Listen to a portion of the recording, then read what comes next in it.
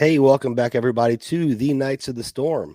Today is the 21st of February, 2026, and I'm joined today with my lovely co-host, Ashley. Think, Change, Repeat. She keeps us sane in an insane world. What's going on, Ash? Hello. How's it going, everybody? Doing good. And then we got Miss Karen Carpenter. She's the lovely Lady of Liberty. Won't be joining us for the entire show today. She's got some stuff to take care of, but she has some announcements to make. And I think we're going to have a pretty bang on follow up show next week. So welcome, Karen. And do you want to talk about that right quick? Yes, I do. Hello, good morning, good afternoon, everybody. And Jason, Ashley, always great to see you. Great to see everybody in the chat. I look forward to saying hello to everybody. So I'm glad I got a chance to do that. I have a 2-year-old to entertain today, so I won't be able to stay for very long. I have a date at the park, but I wanted to say that I would love to have everybody join us next week. We have Bronx Stomper, and I'll be the host. And I had a lot of materials. Glyphosate has been one of my pet peeves or interests for quite a long time, and we know that's in the news. And I would like to share some information about that and history, health effects, etc. next week on our show. And then also we have Bronx Stomper joining us, who's a fantastic guest. So we're really looking forward to that. So I hope you'll join us next week for our Knights of the Storm, when we talk about regenerative or more natural methods for farming, healthy farming, soil health of animals and plants and humans, of course, and what's going on with the glyphosate controversy. I noticed that there are a few people that are really covering it well, and one of those is The Last American Vagabond. So if you're interested in that, Ryan's been posting a lot of great studies and links about glyphosate and the history of it and its health effects and the research. And I really count on Dr. Stephanie Seneff as an expert on that topic. And she's been really intensely studying glyphosate, its mechanisms in the body and health effects for quite a few years now. So I consider her to be an expert. So check out Dr. Stephanie Seneff. And I have been retweeting quite a lot on that topic on my Twitter feed. So if you're interested in the topic and what's going on, keep an eye on my Twitter feed, KRCARPE 27, because there's a lot going on with that topic. One other thing I wanted to mention is Angry Tiger is doing, he does a DJ set for 15 minutes, 20 minutes or so, and then we can request music. And we figured out a way that I could actually work with him and post the requests for him to look up and share. So Angry Tiger and I are going to try this tonight. Hopefully it'll be pretty smooth and we can get to more requests. So we're looking forward to that. And I hope that we'll see you tonight at 8:30 Eastern on Rumble, Angry Tiger's Den, to kick back your cares, have your favorite beverage or whatever works for you, and chips or whatever it is, something hopefully that doesn't have glyphosate in it, and we'll listen to some music and have some fun. So I hope that we'll see you there. So that was all I really wanted to say. Right on. I'm looking forward to next week big time. And it's probably a good idea for us to split this into two shows, because there's a lot of material to cover. And today's show, by the way, folks, is about the great poisoning. We're going to take a look at all the different ways we're being poisoned. And the glyphosate is kind of the number one thing in the news right now for those who are actually reporting it. Like Karen said, that it's getting a lot less coverage than it should. I won't spoil anything. I'll just leave it for next week. But anyway, any thoughts, announcements, Ashley, before I get to our other announcements? No, I think that's good. I'm really looking forward to deep diving into some of this stuff and to our conversation with Derek next week. And I think if anybody has seen him on Franco's show, or if they saw him on our Doc Rockathon, then they'll know that he has a lot of interesting things to talk about and a lot of real world experience to the very topics that we care about and that pertain to us.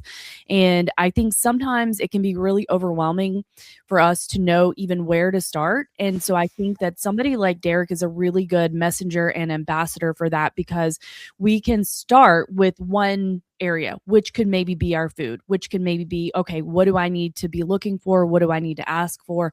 How do I know if a place is reliable to get grass fed, grass finished beef? What does it even look like when they're raised in a healthy manner? And of course, he had some really interesting perspective to offer us on the Doc Rockathon about vaccinating. And that was something that had kind of changed or added to my thinking on the subject, because I had wondered, and we've talked about this before, if there was ever a situation where it actually was helpful. And he told us that it was in certain circumstances, especially whenever you're trying to build immunity and health in a herd. And anyway, a lot of really enlightening information. And I think that if you can start with one thing in your food, beef, and then getting some information on the roundup conversation, then I think that that can make it less overwhelming, and it's a really nice guided discussion to inform our thinking and action in that. So as far as any kind of announcements from me, nope, I'm just here and ready to party. Well said, Ashley.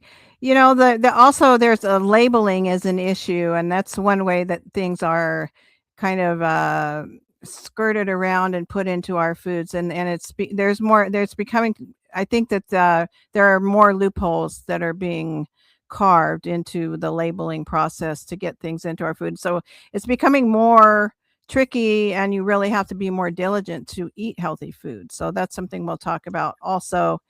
So I'm going to get out of here, but I hope everybody has a great day, and looking forward to seeing you this evening and next week for Knights of the Storm with Bronx Stomper. Right on. And just real quick before you go, Karen, I did want to announce that this week we are going to be doing the Art of Burn radio transmission again. I did it not this past week, but the week prior. Tony's been busy, but he's trying to make the weekly show be a weekly show, and he's on the road a lot. So I believe, are both of you going to join for that show? I think I have the same 2-year-old that day. Oh, well, we'll see. We'll see how it goes. But no, the labeling thing is very important, and I'm glad you brought that up, because I was going to. And I wanted to mention the Great Poisoning is a term that was coined by Catherine Austin Fitts probably 10 years ago, but it fits. It fits very well. All right, Karen. Well, have fun at the park with Rowan, and give him my best, give Jerry my best, and take care. Hasta la vista. We'll miss you, Karen. We'll talk to you later, okay? Okay. Have fun. All right. I think that was pretty much it. I did have one more thing. So on Twitter, there's an issue going on. I think I just mentioned that we might not be live. If we're not, let me know in the chat. And I think there's something I could do to fix it. I just have to do it while we're doing the show, which is kind of annoying. But let me know in the Rumble chat if we're not live on Twitter. But the last thing I wanted to talk about before we get dived into the topics is updates to the website. So I've been meaning to do this, but I've been under the weather. But you can see on our friends page here on Knights of the Storm, we added a few people. We added, I think Zoe was the last one we added. But then I just added Algorithm, Crimson Veritas, which is Indie After Dark. Really good, fun show. They do music, live music, sometimes karaoke, and then they have serious conversation after. And then Red Dawn Readiness, which Red was supposed to be on this weekend, but he's as bad about checking his show email as we are. So we just didn't link that up. So I hope to get him on soon to talk about 3D printing and some of the 2A laws that are going on, specifically centered around 3D printing. And it could extend more into the industrial side when you talk about mills, end mills, and CNC machines and stuff like that for safety, right? But anyway, that's the end of my announcements. I don't know. Should we jump straight into the verse of the week? Let's do it. Okay, let me see if I can find the sound bite. Here it is.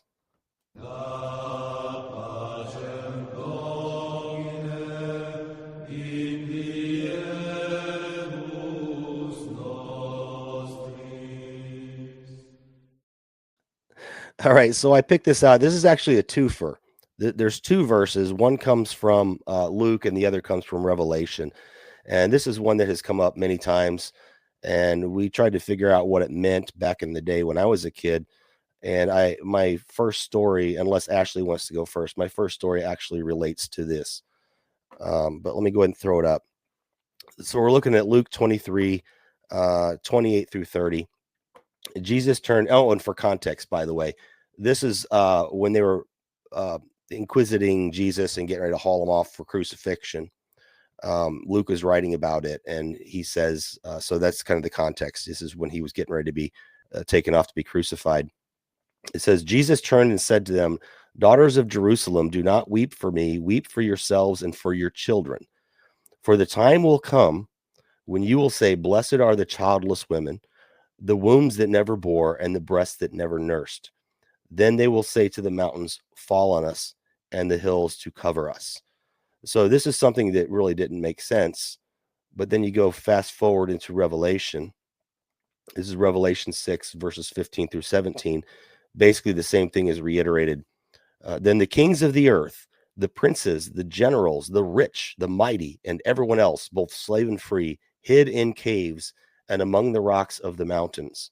They called out to the mountains and the rocks, fall on us and hide us from the face of him who sits on the throne and from the wrath of the Lamb. For the great day of their wrath has come, and who can withstand it? And so the reason I picked that out is because the top story that I have today, I don't know what Ashley has. She's going to surprise us. But the top story I have is actually something that came from Courtney Turner. Courtney Turner, we had her on recently talking about her new book with Patrick Wood. And she was on InfoWars with Harrison Smith. And actually a very good interview. I don't watch InfoWars anymore, but I went and watched it. Extremely good interview. But she made a slight comment about something called Lifeboat. And I looked into that. And I did a pretty deep dive into what they do and why they're doing it, and et cetera, et cetera. And it looks like that they're building these, I won't spoil it right away, but they're basically, we're looking at this situation where people, these elites, these rich men, these, whatever you want to call them, are going to be hiding underground. And they, hiding from what? I think they're hiding from the poisoning of the earth because they can't survive on the surface anymore. That's kind of what the theme of the show is about today. And I think that it's coming to fruition. So when we're talking about something that was talked about in Jesus' day and then talked about in Revelation to come later, are we there? I don't know. What are your thoughts on that, Ashley?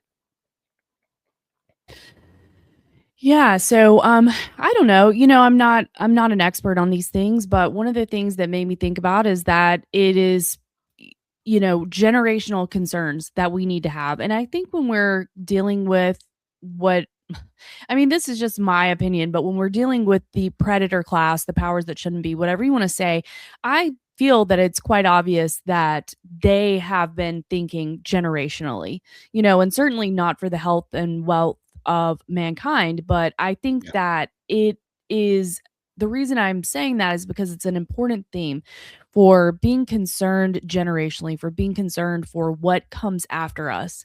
And I think it's a scary time for that right now because there is so much uncertainty. And I suppose it's been that case for mankind in an earthly sense since the beginning, that we have uncertainty about what is transpiring. And then if you look at Ephesians 6:12, and then we know that the battle is not with man, it's in the powers and principalities in high places. And so I think that goes to say that this has been a concern for mankind for, like I said, since the beginning. And I know that people certainly are concerned about their children's future, their grandchildren, and so on.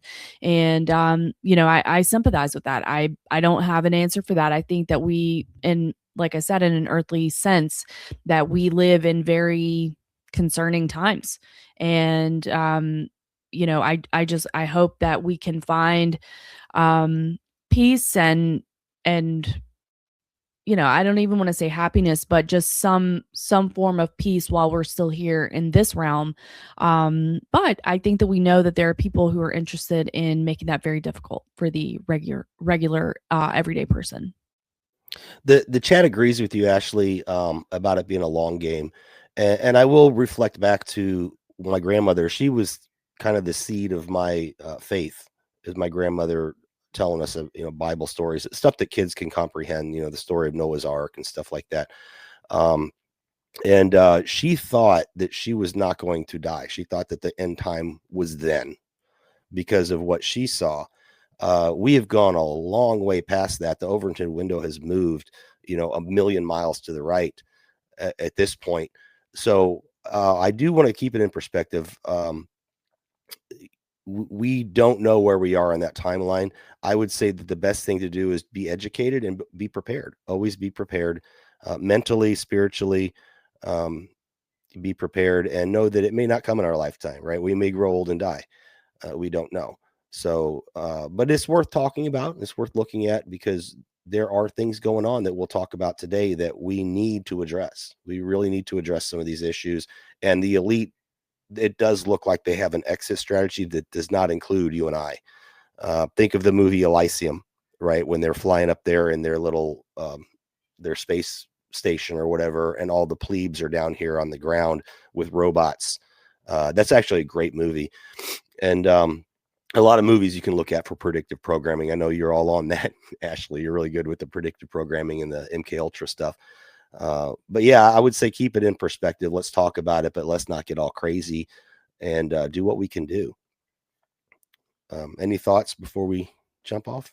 Yeah, I agree with that, Jason, because essentially what I have kind of been, I don't even want to say shifting my focus, but something that I've been trying to focus on more is that I often say that the grass grows where we water it. And I do believe that we can affect positive change in our own life where we currently are. And that is through this community, through learning from each other, from the people that contribute in the chat and the comments, and that the networking that we do with those people, the encouragement that we give, the relationships that we can cultivate and be grateful for in our own lives, and then the way that we can educate ourselves. So we talked about our conversation coming up with Bronx Stomper next week, and realizing that yes, the playing field is uneven, but we can try to have ownership and not have a victim mentality as much as we possibly can in this world. And I think that that helps. Now, again, I'm talking about the earthly realm, and I know that that's not dealing with the spiritual side of things.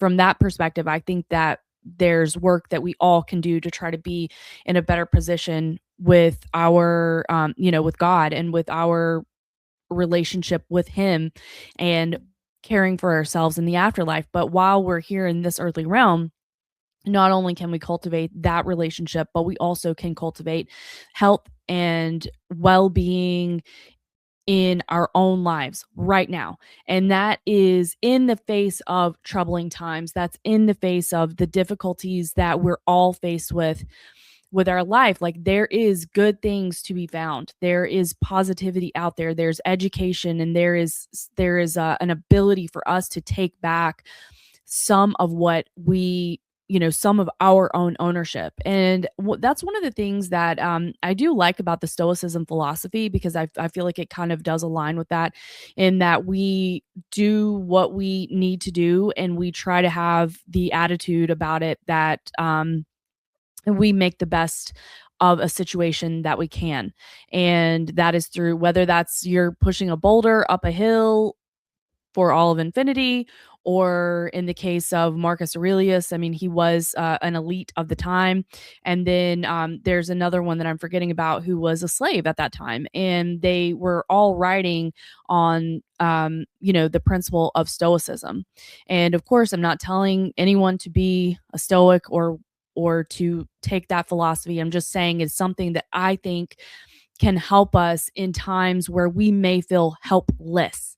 And I think that one of the big things for us to change our perspective on our situation, to be able to cultivate gratitude with our relationships and where we're currently at, is to realize that we can make the best of a challenging situation, and especially where we're at right now, being faced with a great deal of uncertainty.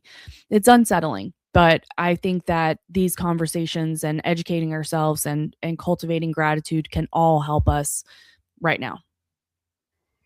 I like that saying, the grass grows where you water it. The conversations we have, we try to inform each other, and it's a crowdsourced, because there's so much going on. We have to crowdsource this stuff. Ashley has her forte, her specialty. Karen has hers, and I have mine, and we come together as a team.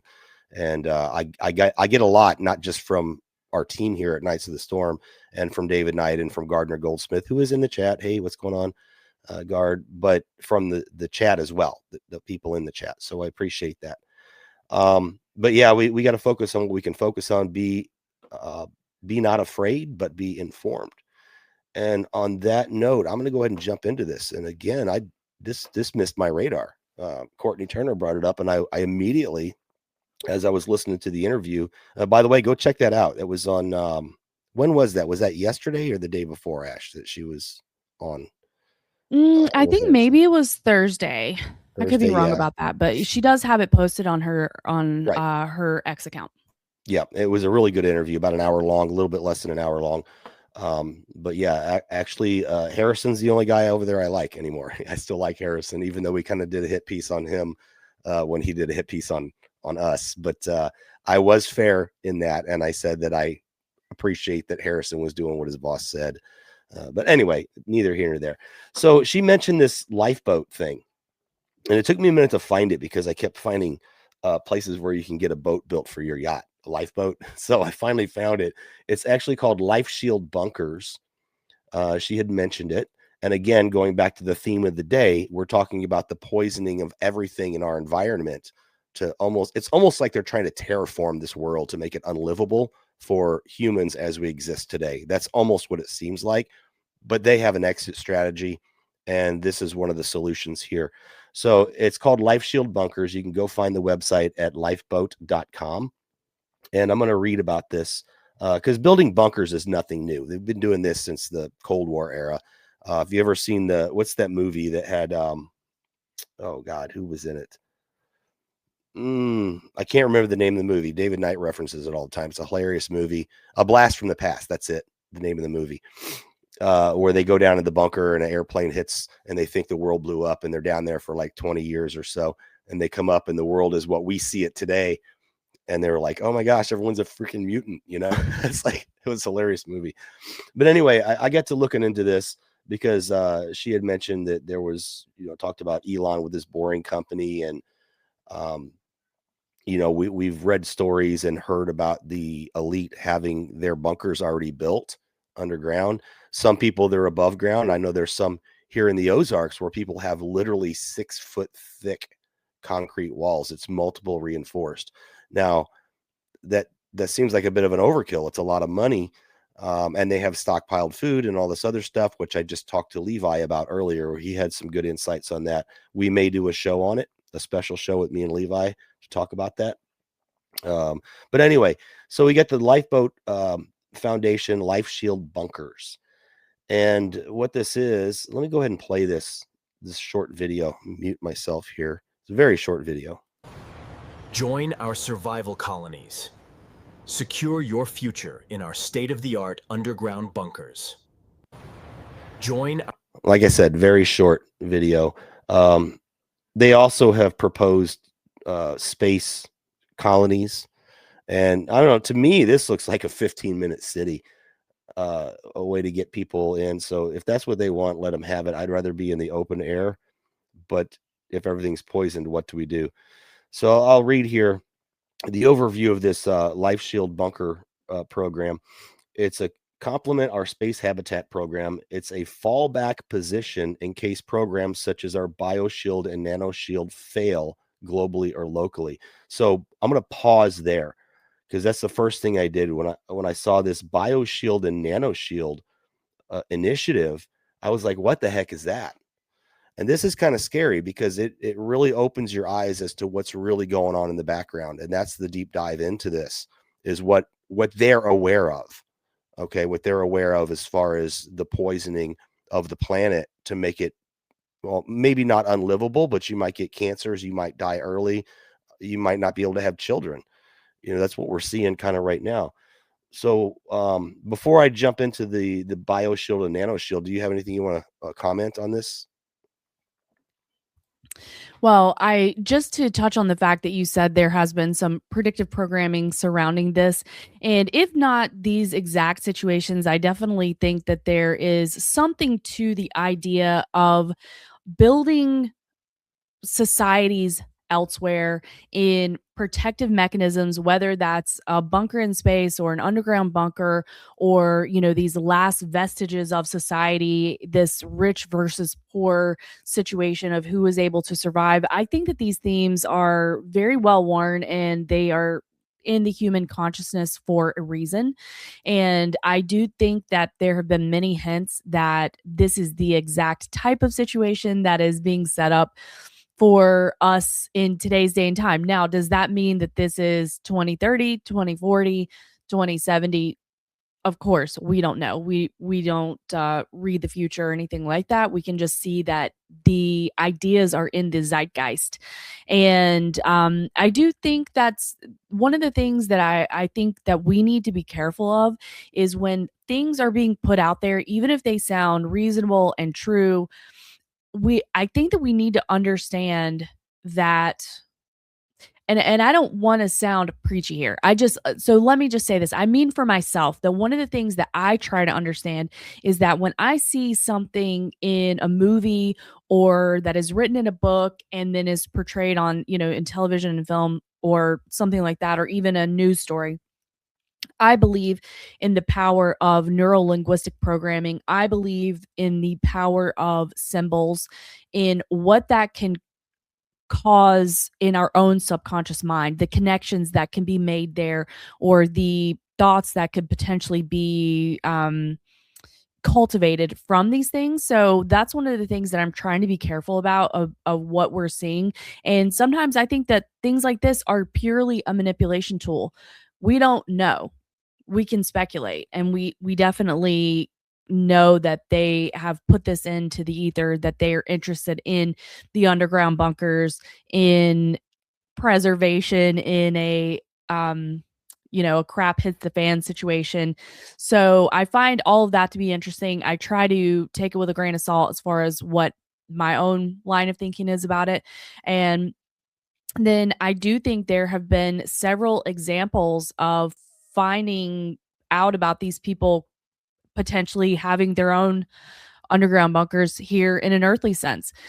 So I don't know if the people that are listening or in the chat, if they are familiar with this channel, but it's called Space Weather News.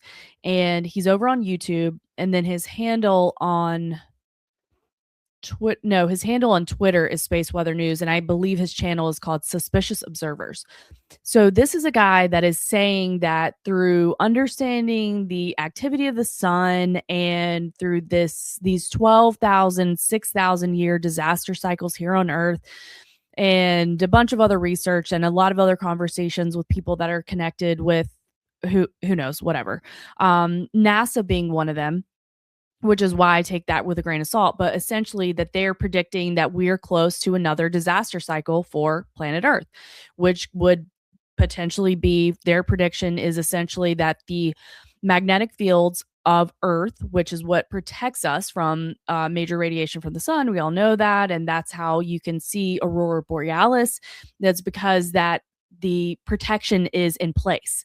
And the fact that we have been seeing aurora borealis so low, as our friends in Texas, our friends in Mississippi, and these bright red aurora is, and of course here in North Carolina as well, but that is a sign that these magnetic fields are weakening, and that all of this is in line with the fact that we're going to have a pole shift here on Earth, which would be part of the Earth disaster cycle, or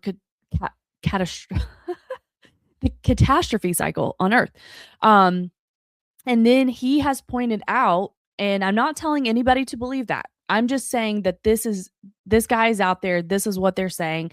And then he has pointed out that there are likely some areas in the United States that will be maybe a little more insulated, at least insulated from the flooding. Maybe not like the flash, like flash freezing or melting heat from the sun or whatever, but that you're going to be a little bit more insulated from the flooding. So Colorado is part of where he set up Observer Ranch, and he said that it is going to be a safer area, supposedly. Well, we just saw one of these big tech billionaires buy a big ranch in Colorado. Bezos has, I'm pretty sure, I don't know if he's in Texas or if it's actually Colorado as well. You may know this, Jason, where he has one of his rocket launch areas, and he kind of has his own thing going on. So I do think there's some hints that these people may be aware of that, and maybe they're going to try to save their own skin in with their underground bunkers. And like you had mentioned, that there is the term deep underground military bunkers, DUMBs, and then we've seen even clips online of people that are truck drivers, and they're driving into this massive, like an 18-wheeler truck is nothing. It's just a giant cavernous space underground, and you only see really the concrete wall, so we really don't even know what's there. But I do think that there is something to this, to setting up the predator class to be able to wait out a major situation where us plebeians may not have that same advantage. And so I'm curious to hear what else you have to add about that, and if you have any thoughts on the military underground bunkers. But I apologize for rambling, but just all that to say that there are signs that this is taking place, but I also want us to be careful because we don't know when an effort is being made to manipulate us as well. No, that's a good point as well. And on the pole shift thing, and by the way, I did see for the first time in my life the aurora borealis just a few months ago, and I had to ask my wife, I'm like, what is going on in the sky? I'm down in Missouri, in southern Missouri, almost to the Arkansas border. So if you know where Fort Leonard Wood is, you know where I'm talking about. And I was like, what is going on up there? And I asked some people, I texted some people, and I looked it up online, and we saw it down here. Now, today's episode is more talking about, are they hiding from the fact that they know they're poisoning our world? But that is another possibility, and we have to be open to all possibilities, right? I've been on this whole ice core sample thing, and every so many thousand years, they say that the Earth's poles flip, and they say they can prove that because stuff that's in the ice core samples is oriented almost like a compass needle orients to, north and south. It changes on a repetitive pattern. And if I'm not mistaken, we were actually overdue to do this pole shift that supposedly occurs every, I don't know, is it 24,000 years or something? I know people in the chat say the Earth hasn't been around that long. That's okay. You can have that conversation. But, just talking theory here, they could know something about that we don't know. And maybe that's why they don't care that they're poisoning the Earth, because it's all going to go away anyway. And they're running off to hide in their bunkers. So that is something I hadn't considered when putting this stuff together today. Maybe they just know what's coming, and they're fleecing everybody for everything they can, up until the point that they're going to go hide. And then the rest of us get to, stay on the surface and either fry or die. Very, very good insight there. And the pole shift thing is, like I said, there is scientific evidence behind it. It's for real. Maybe we can argue about the time scale, whether that's 1,000 years, 2,000 years, 25,000 years, whatever. But we do have, historical data that shows it, if we dig down deep enough. Anyway, a good insight there, Ashley. And JB, if I could just interrupt really quick, I've seen some people that are on the same page with me in the chat, and I forget exactly what Deb said, but I think it was NASA, not a space agency. And White Wolf agreed with me, never a straight answer. I do agree with that. And that is why I'm not sitting here telling anybody that this is definitely what I think is going to happen. Not at all. I want to put it on your radar for your consideration. But I do think that we know that we live in a time of incredible deception and manipulation of the population is on the agenda. We know that. We know that funneling resources or stealing resources from the plebs, that is on the agenda. We can see that in our tax dollars. You work so that Benjamin Netanyahu can have a better life. So that's fact. But all of this other stuff, I'm just putting it out there for your consideration because I have come across that. And I think sometimes, like you had talked about crowdsourcing, Jason, that, sometimes we can make these connections and have other conversations based on that. I'm not saying that I subscribe to what Ben from Space Weather News or Suspicious Observers is saying, because I do have major questions with well, first of all the lies that we've been told, and then the quote scientific methods that are used to determine that this has happened every 12,000 years, every 6,000 years, or whatever. They would tell you that a PCR test was following the science. And we know about that. We know that there have been efforts, at least in certain situations and maybe a lot more situations, an effort was made to change definitions and to rewrite history. So I certainly am keeping that in mind whenever we're having these conversations. And I'm just, I'm having the conversation, but I'm really saying to you and everybody, I have no idea. But I do think that these things are out there for a reason. Yeah, definitely. And Karen says that she doesn't bite on it or subscribe to it or anything like that, but she's saying that she is 2040 is when they're predicting the pole shift. And I think that I had seen it back when I researched it before I was even in politics or doing any of this stuff. I was into science because I was a tech geek back then. And I think 2012, that was the end of the Mayan calendar and all that stuff. And it was somewhere around that time they said the poles were going to switch and we would all die. And that was, the hype around that. First you had the Y2K and then the 2012 thing. So we got to keep it in balance. I think, let's check it out, see what we can find out about it, be informed. But was it Deb said something earlier about our real concern should be do the Lord's work, and nobody's promised tomorrow. So let's just be ready. This is fun stuff to talk about. But I'm going to go ahead and get onto this BioShield thing. I can't believe we talked so much on that. That's good stuff. So going back to the lifeboat was plan B in case plan C in case plan A and B fails. And that's where I got really interested. So BioShield, what was BioShield? And don't let me forget to talk about the gray goo. This is very concerning to me. You know what I'm talking about with the gray goo, right? You know that theory? I don't know. It sounds like Soylent Green. I don't. So no, it's something that dates back pretty far back. Anyway, they've done shows. Stargate SG-1 has done something that kind of talks about this. But anyway, so I highlighted some stuff. So I won't read too much, but they're talking about, let's see, I'll just read it. Today, more than a quarter of all deaths worldwide, 15 million each year, are due to infectious disease. These include 4 million from respiratory infections, 3 million from HIV/AIDS. We can add VAIDS to that if you want to, and 2 million from waterborne disease such as cholera. This is continuing an intolerable holocaust that, while sparing no class, strikes hardest at the weak, the impoverished, and the young. So they're looking at this bunker, again, going back to the bunker idea. This is an escape for them because of what's happening worldwide. So plan A was BioShield. Maybe I should, I thought there was a thing I highlighted, I guess. I think I lost some of my highlights. But this is a plan to kind of fight this.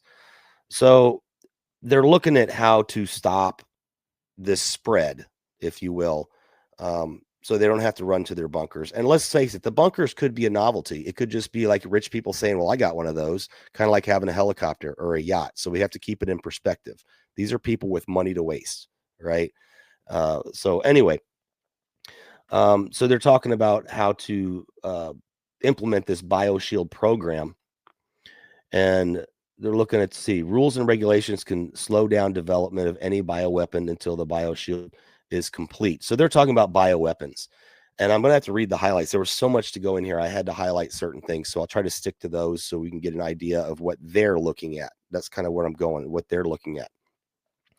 All commercial DNA synthesis houses have screening procedures. While most DNA synthesis companies screen orders for dangerous sequences, a few do not. This gives both the synthetic biologist community members and outsiders access to feedstocks for both wild type and genetically engineered bioweapons.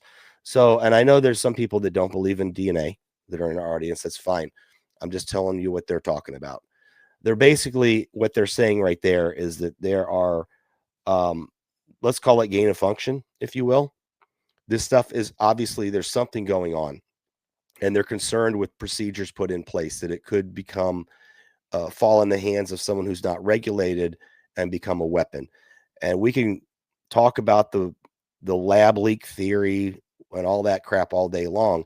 I don't think that's what happened. I think that something was intentionally put on us. That's my personal opinion. But these folks are obviously acknowledging that that threat exists, that there are stuff going on that's not very well regulated, and it could break out and cause a massive sickness. Hence the backup of go hide in your pod, you know. And maybe they're just putting scare out there to sell these things. I don't know.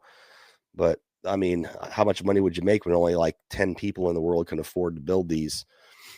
And I'll continue. So number 2, the government should create and endorse new watch lists to improve industry screening. Watch lists are used to check DNA synthesis orders for possible bioweapon sequences and are currently not standardized by any single agency, corporate or governmental. I want to pause there. We are doing this crazy Frankenstein research around the world, and we don't have any method. Now, I'm not calling for the government to create another agency. What I'm calling for is just stop it. Stop messing with organisms that can become dangerous. And I want, isn't that an easier thing instead of building bunkers and creating agencies? And can we just stop? What do you think, Ashley? Yeah, I think that's a great idea. But what I think is that I don't know. I'm confused as well. Yes, I think about these things. I'm like, even if, okay, for example, this is a little bit different, but we've heard some of like the food that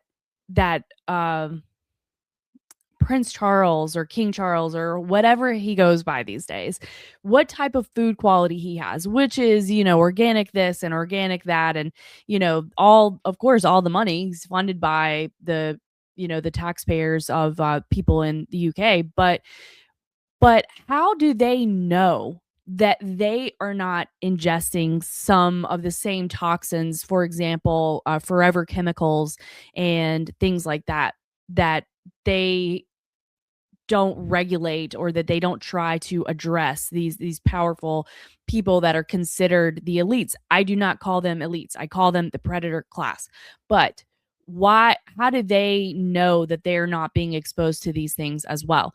In the same situation with a true bioweapon, how would they know that they would not be affected by those? I don't have the answer, and I'm sure that people in the people that are listening now in the chat may have some insight and thoughts on that, or people in the future in the comments. I don't know, and there may be something really obvious that I'm missing, but I do wonder about that, because I do think that it's very irresponsible for them to play God in the way that they seem to be attempting to do. And I don't know that they would be free from consequence from that. But so that's just something left for me or us or whatever to speculate on. But I do think that yes, they are playing a dangerous game with a lot of different things. Let's say that you're geoengineering mosquitoes, for example, and you're releasing them off the like down in Florida. What could go right? Like we've seen the warnings. It's been in in fiction and literature and nonfiction and movies and shows. What goes wrong? What could go wrong? When you try to build the monster, or you try to reanimate the corpse, and then it's Frankenstein, right? well, it was Dr. Frankenstein's monster, excuse me. But I'm just saying, you're creating Frankenstein's monster. How do you know that you won't be affected by that? I have no idea, but they seem pretty confident in themselves. And I do wonder that as well, Jason. And then as far as the COVID discussion about releasing that, yeah, if it was really something, then how could they know that they wouldn't be affected or their children wouldn't be affected? I don't know how you possibly could truly manage that if it was truly worldwide. Now, that is not to say that I don't think there's some suspicious things that happen to people after COVID, because I was thinking about this that when I was working, and this was after things had finally opened back up, and I was working as a massage therapist, and I had a client she and her family they did not receive the injection, and the mother had gotten really sick with what they said was COVID. Now, again, I know we don't know, and germ theory and train theory and all this stuff, but I will say that after that, she ended up having MCAS, which is mast cell activation syndrome.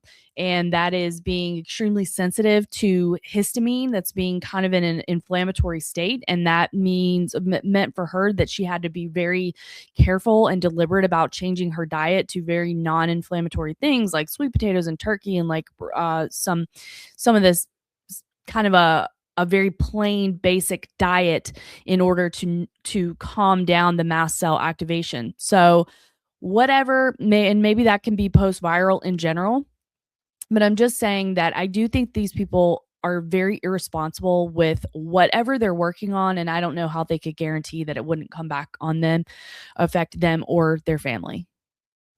That's a good point. You're talking about poisoning your own well. And I personally, this is my personal opinion. I'm not a doctor. I'm just giving you my opinion. I don't think COVID was even a thing. I think it was a fear tactic. And there are people that have recently come out that worked at Moderna and Pfizer and other places, very top people that have come out and said it wasn't. It was just whatever the flu is, which I think the flu is a reaction to the flu shot, my personal opinion. So there was no COVID, is what I think. I think that the bioweapon was the injection. CDC numbers indicate that. We can talk about correlation and causation all day long, but I'm just looking at the numbers, and we've reported on it. And then the fact they hid the numbers speaks volumes. So maybe they think that they're immune to poisoning their own well because they didn't get the injection. Maybe that's the situation. But what I do know is that they see this as a problem. And this bunker thing is their way out to hide from it. And that's why I wanted to talk about it today. And I won't go too much more into it. I had a bunch of stuff highlighting. I'll just kind of really glance over it quick because we're going to be here all day on this one topic. And I have stuff on forever chemicals and things like that as well. We've got to talk about more of the poisoning, right? It basically talks about what the government should do, what the government should do. They should create a hotline. They should create an agency. They should do this. So I'm really now skimming over my highlights. They say government should stockpile reusable respirators. So they're talking about, and again, I want you to think about this. There's another angle to this. If you can create an emergency, either real or perceived or upcoming on the horizon, you can get people to sign off on contracts. And there's a lot of money involved in this stuff. That's what war is based on. That's what everything is based on. So all these suggestions they're laying out are going to feed into people who are in the know ahead of time. And they have the stocks, they have the companies that will get these government contracts. So they got to create fear. And I know you want to say something about that. So go ahead. Well, I'll just keep it brief. Yeah, I definitely think that there is, manipulation afoot, certainly. And these are things that we got to try to have the conversations and keep our eye on. But we also need to, if we're looking at what is the priority in our life, I think the knowledge of stuff like this is good. But then I think pivoting back to what what can we affect actual change on in our own life is a good place to help not get overwhelmed by this stuff. Not that I don't like learning about it, I do, and I like the conversations, but I also try not to let myself get overwhelmed by what they're up to, which is a lot. Yeah. Okay, let me go over some more of these. And again, this is for the BioShield initiative, which is Plan A, I guess. This one's interesting.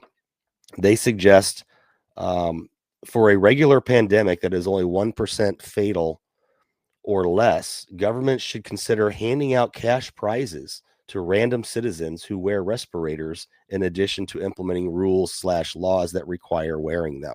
So this is masking 2.0. And you're talking about 1% fatal or less. That's nothing. That's an average cold and flu season, right? Especially with the elderly, they get the respiratory thing, and yeah. So I'm seeing some repeat going on here. And who stands to make the money off of all these respirators, not ventilators, although they do talk about ventilators later. Somebody's going to make money on those contracts, right? So who knows? They want to talk about putting UV field generators in the HVAC systems. Again, this is going to be a massive retrofit of aircraft, any public spaces. So you're talking about libraries, courthouses, maybe apartment buildings, what have you.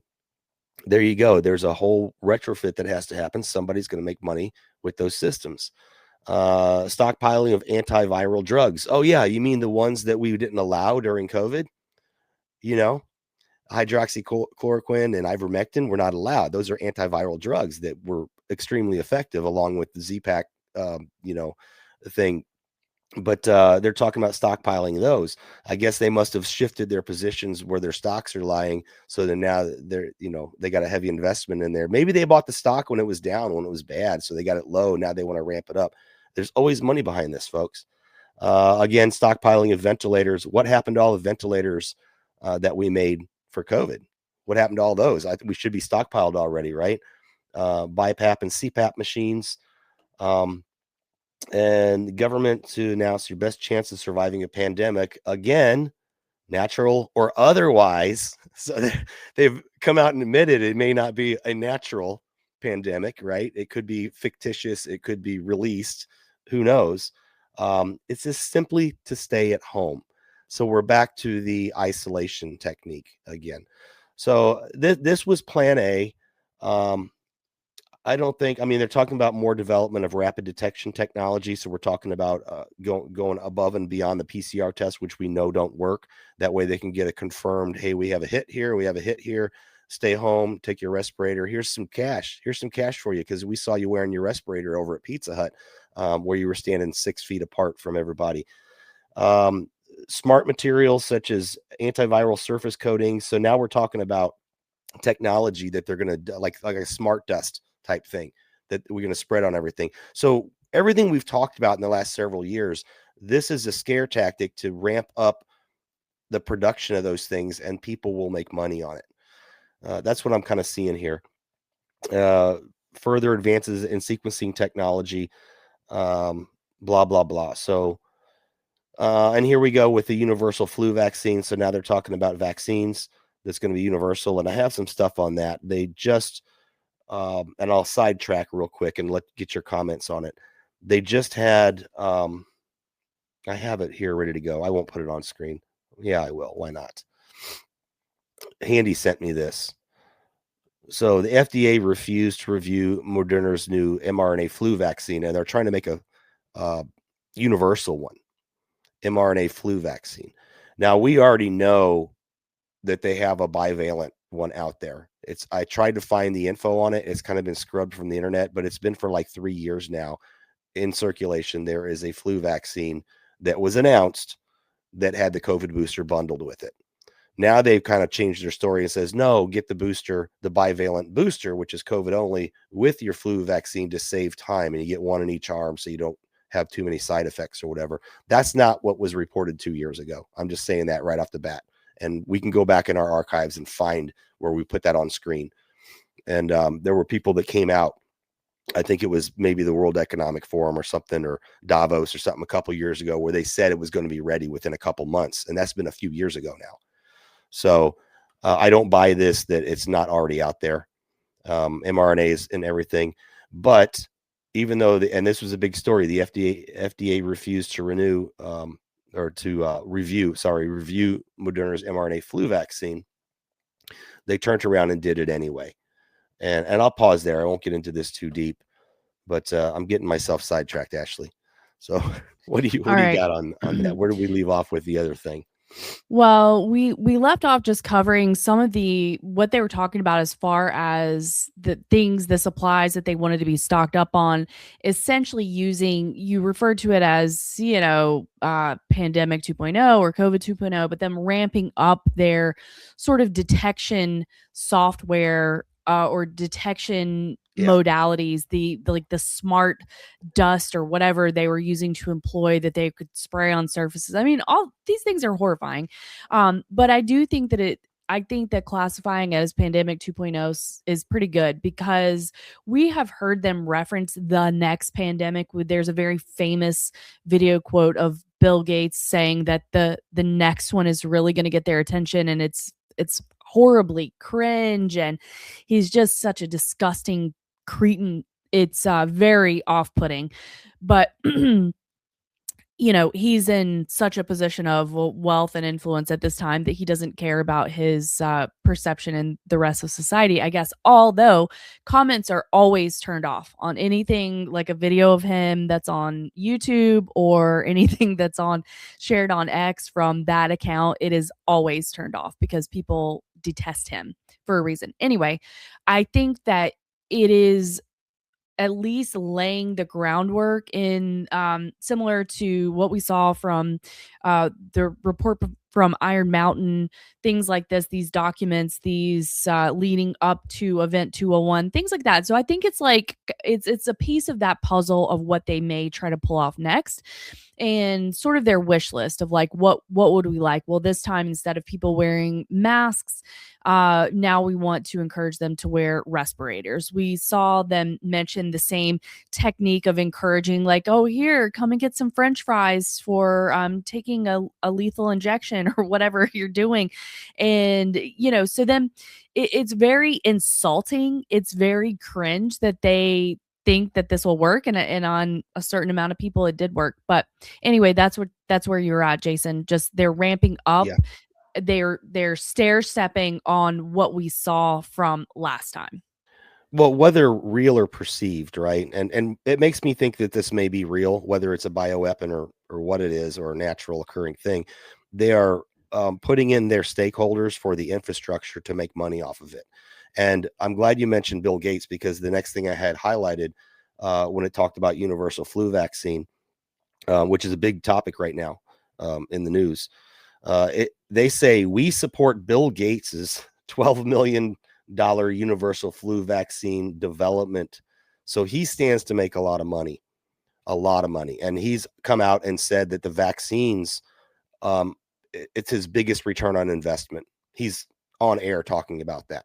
So he calls himself a philanthropist, and he wants to save the world and give everyone vaccines. No, he's making money on it. He puts the money up front. He gets his foot in the door, and then he's the one that reaps the benefits afterwards, whether it's real or perceived. Right. So there's a grand challenge in partnership with the family of Google Inc., co-founder Larry Page, to accelerate the development of a universal flu vaccine. And we're there right now. We're here. They're trying to get it approved. I don't think I need to go on and on about this, but we can see that the BioShield program is basically setting up winners and losers, and this is what we need to do.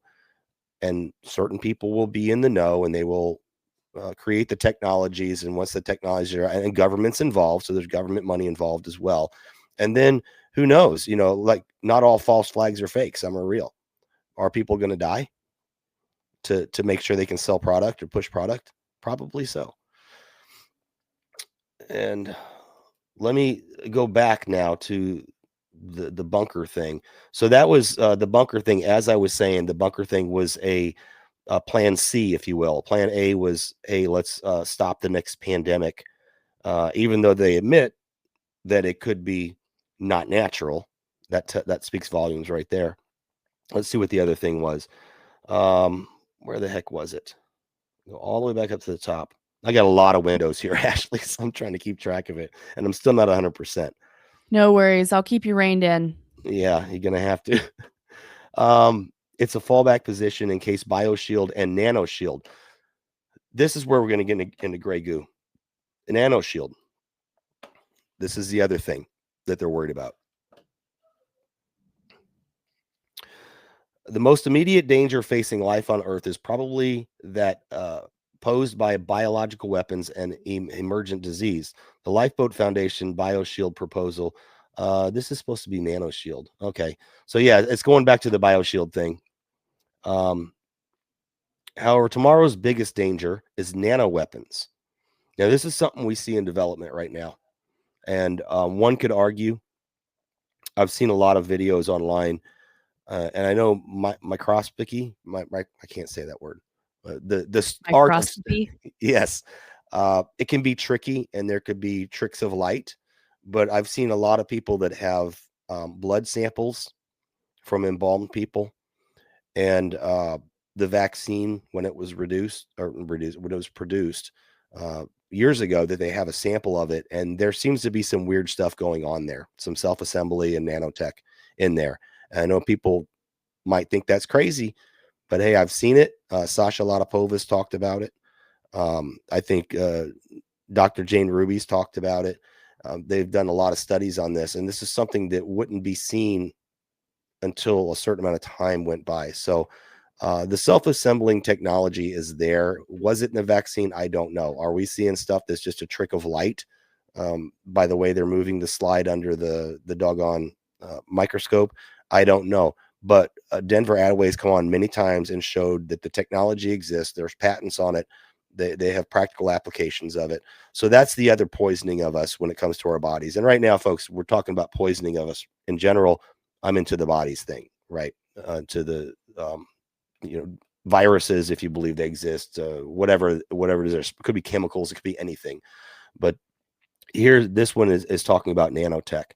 So here we go. I'll go ahead and continue reading and then hand it over to you, Ashley.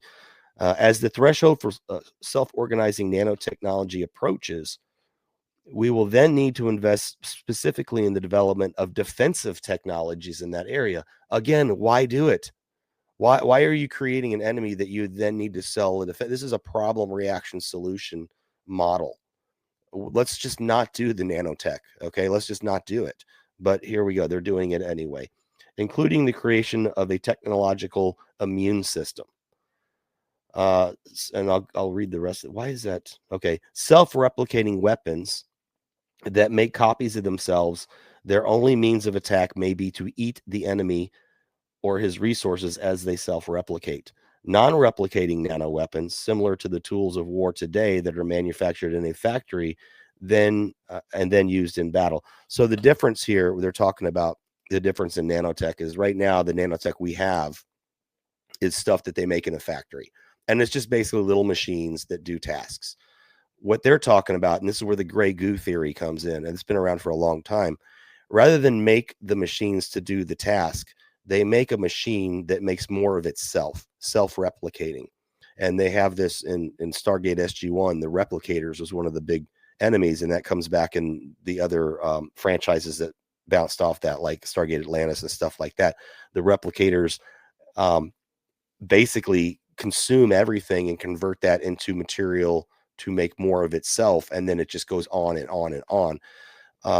I'll pause there and let you chime in on this stuff. What could go right? I mean, what are we doing here? I think that you make a really good point. Just stop. Why are you doing this? But I think that applies to so much about the predator class, whether it is in regards to politics, whether, they're talking about, someone brought up war in the chat. Yes, war, bombing, protecting companies such as DuPont, who produce forever chemicals, protecting companies who produce plastic that has forever chemicals, like whatever that is. Why are you doing that? and I don't know. Again, I would think that at some point they would be vulnerable to these same things, at least if not fully to the level of the plebeians, at least somewhat, not be that they would not be 100% um, you know, protected from this madness. So I don't know what they're doing, Jason. I mean, it obviously sounds like the rantings and ravings of somebody who has lost their mind. So like going back to the bunker thing, the bunker is the last step. Like go hide when things go wrong, right? If I was to get into this more deeply, and I don't want to get too deep into it, but the nanobot thing is a concern. They're going to do it anyway, and they talk about making basically an artificial. I don't know if this is the right word, but an artificial immune system. So maybe these people think that they can do this, and then if it affects them, then they'll have protection, and then they have their bunker as a backup. Kind of like if they produce a bioweapon that is genetically engineered to only attack, say, a certain race, right? Because that's what it comes down to is eugenics, in my opinion, when they're talking about Stargate and custom tailoring your vaccine to your DNA, right? Well, it wouldn't affect them. But what if that's not the case? So then they have their backup plan. That's what the bunker thing is about. And I'm glad Courtney mentioned it, because I get looking into this, and if there's a market for it, then there's going to be a need for it. If there's not a need now, there's going to be a need for it, and they may create the need for it so they can sell product. That's the whole thing. But I want to get to the gray goo real quick, and I want your take on the gray goo. This is something not new to me, and this actually, I'll just go over it. So I got the graphic up for those listening on audio later.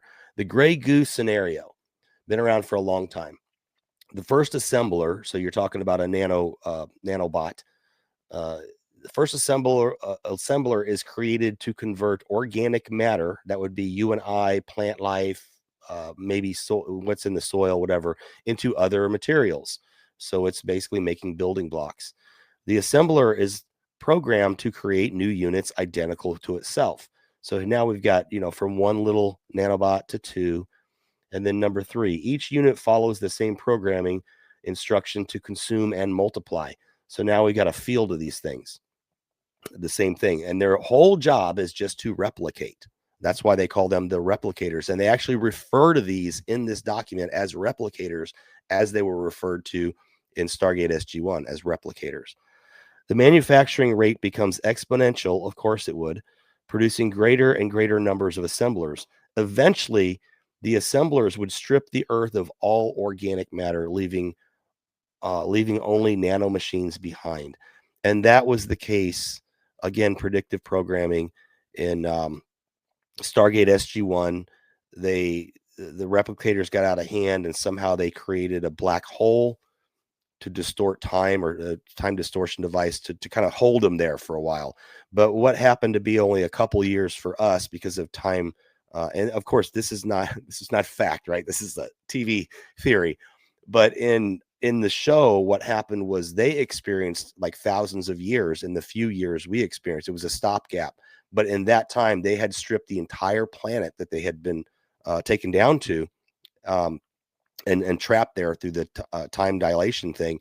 They had stripped the entire planet. It was a smooth, round ball, not a flat Earth, a round ball, but it was made up of these little replicator blocks. They did nothing other than make more of themselves until there was nothing left to consume.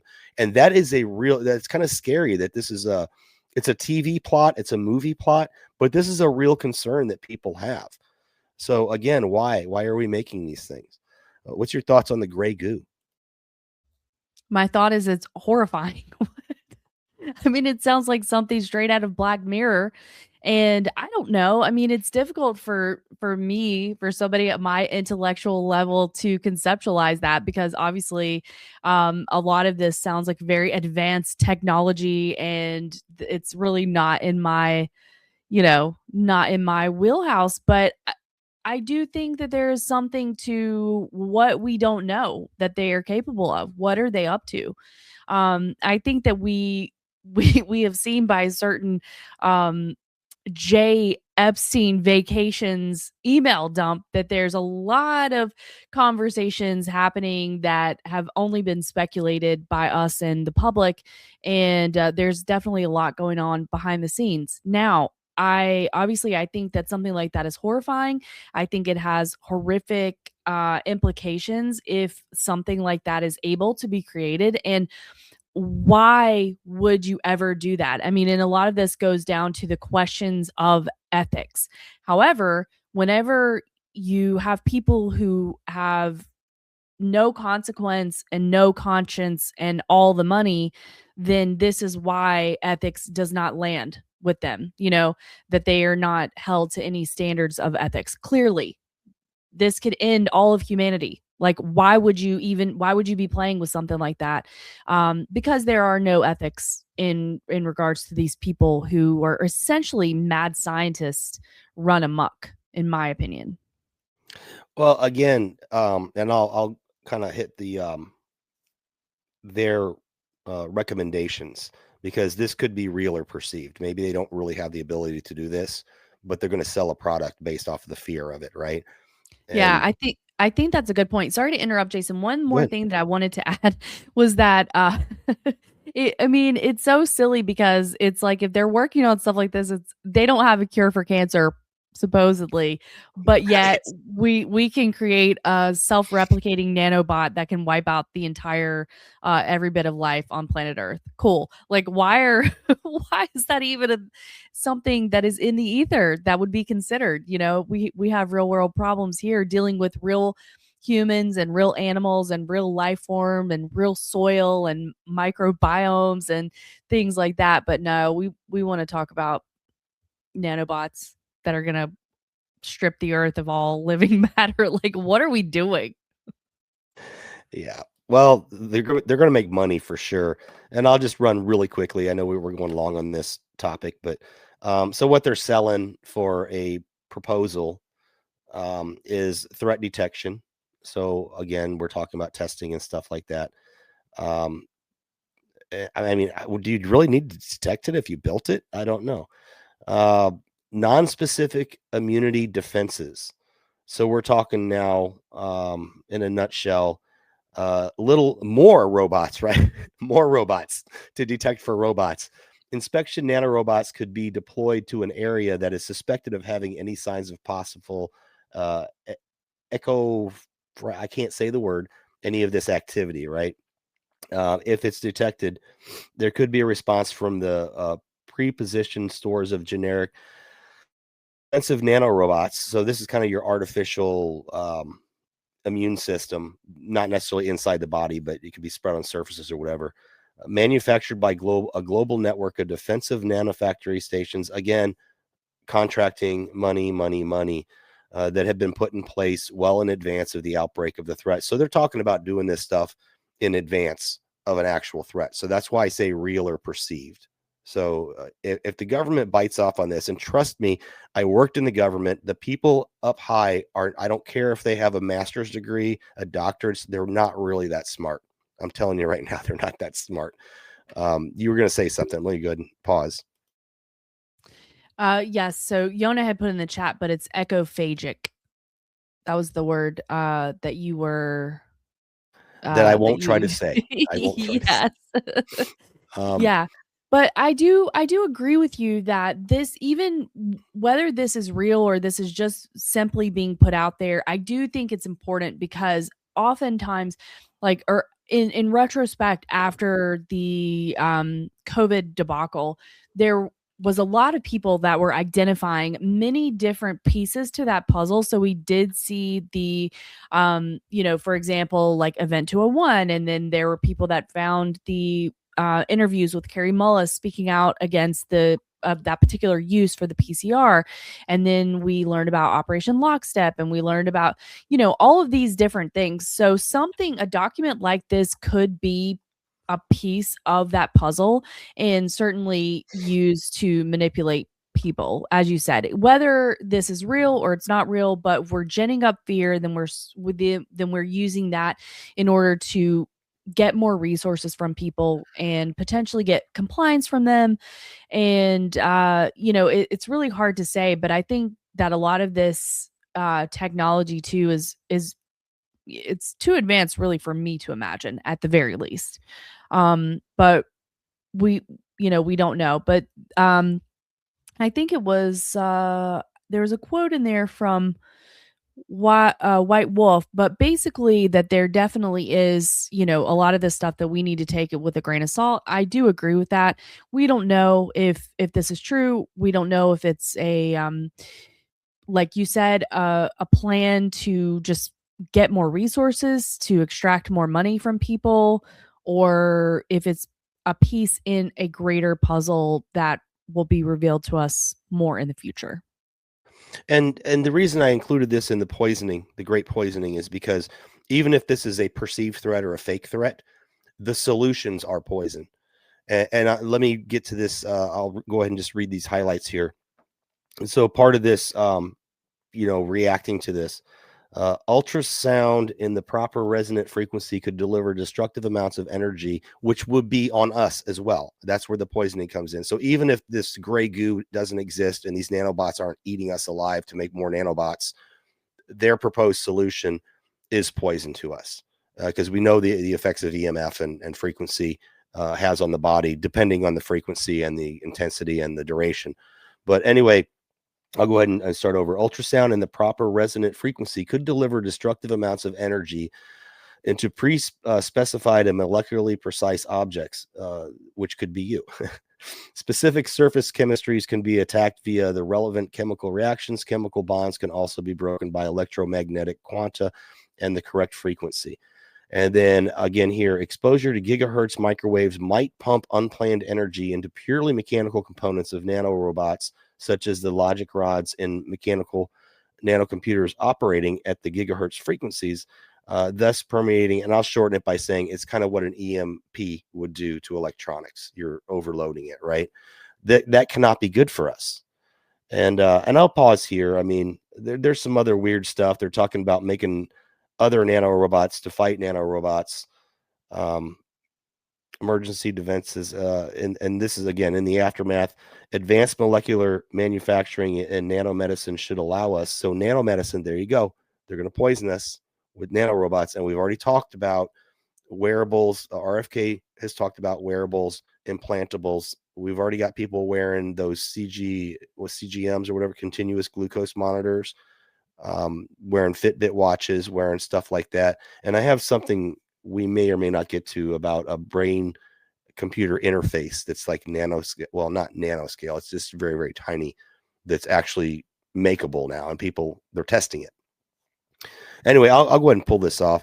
But the nuts and bolts of it is, there's all these little, oh wait, I do have to cover this. Utility fog. It makes me wonder if they don't have this already because of what we've seen. So this is more of the, how do you say it? Yona put it in the chat. Ecophy, whatever. They're saying to defend against the thing that they created, sky sweepers, air filtering nanoscoops could filter the whole Earth's atmosphere. What could possibly go wrong there? Let's throw some more robots in there. Utility fog, massive utility fog curtains capable of establishing filters for the separation of the atmosphere into compartments containing, blah, blah, blah, blah, blah. Solar shades, large solar shields that can be used to block sunlight reaching the Earth's surface, thus denying power or reducing the power available to solar-powered replicators. There they use the word. Localized heating increased thermal motion so they're talking about basically like you would target chemotherapy in the body to target certain things. Well, they're going to target, but when these things are that tiny, they're everywhere.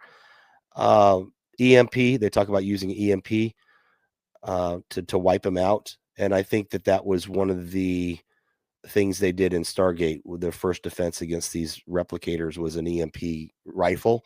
But then the replicators adapted to it and they had to keep cycling what frequency or whatever. And then, of course, radiation, talking about killing it with radiation. This this to me it's ridiculous because again, going back to why even do it if the fixing of the problem you created is poisoning us in every way possible. You're removing sunlight, which removes vitamin D. That's for that, more EMF, which we are already bathing in it every single day, increasing year after year after year, the exposure, radiation.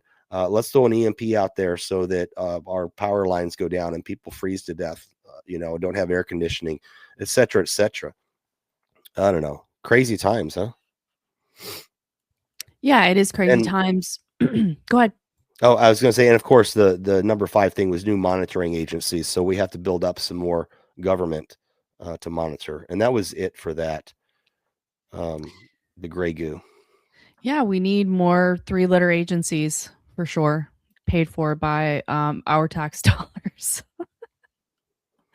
It's pretty crazy. I did have something here. I had another article on the actual. I looked up separately the utility fog. That's actually been around.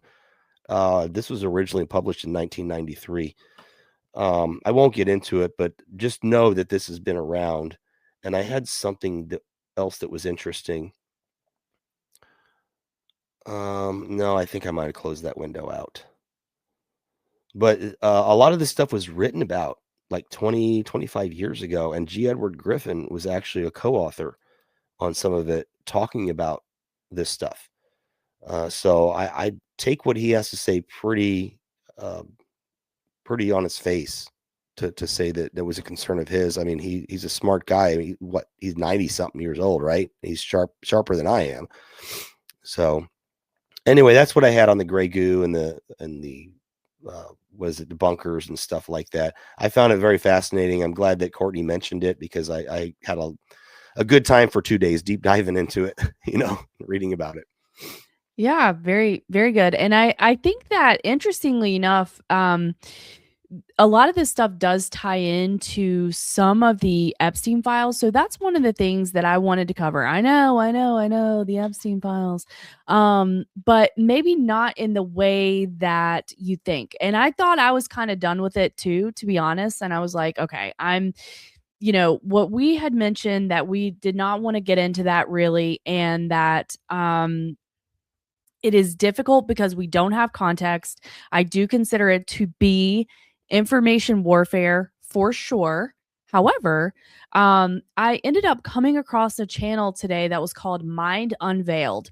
And I am not vouching for saying that everything that they're saying is 100% true. But what they have done is go through and document basically like it's a series of 3 videos so far, but it is all categorized by things that were found in the files. And every point that he makes or every connection that he makes is backed up by a document that was found in the file dump.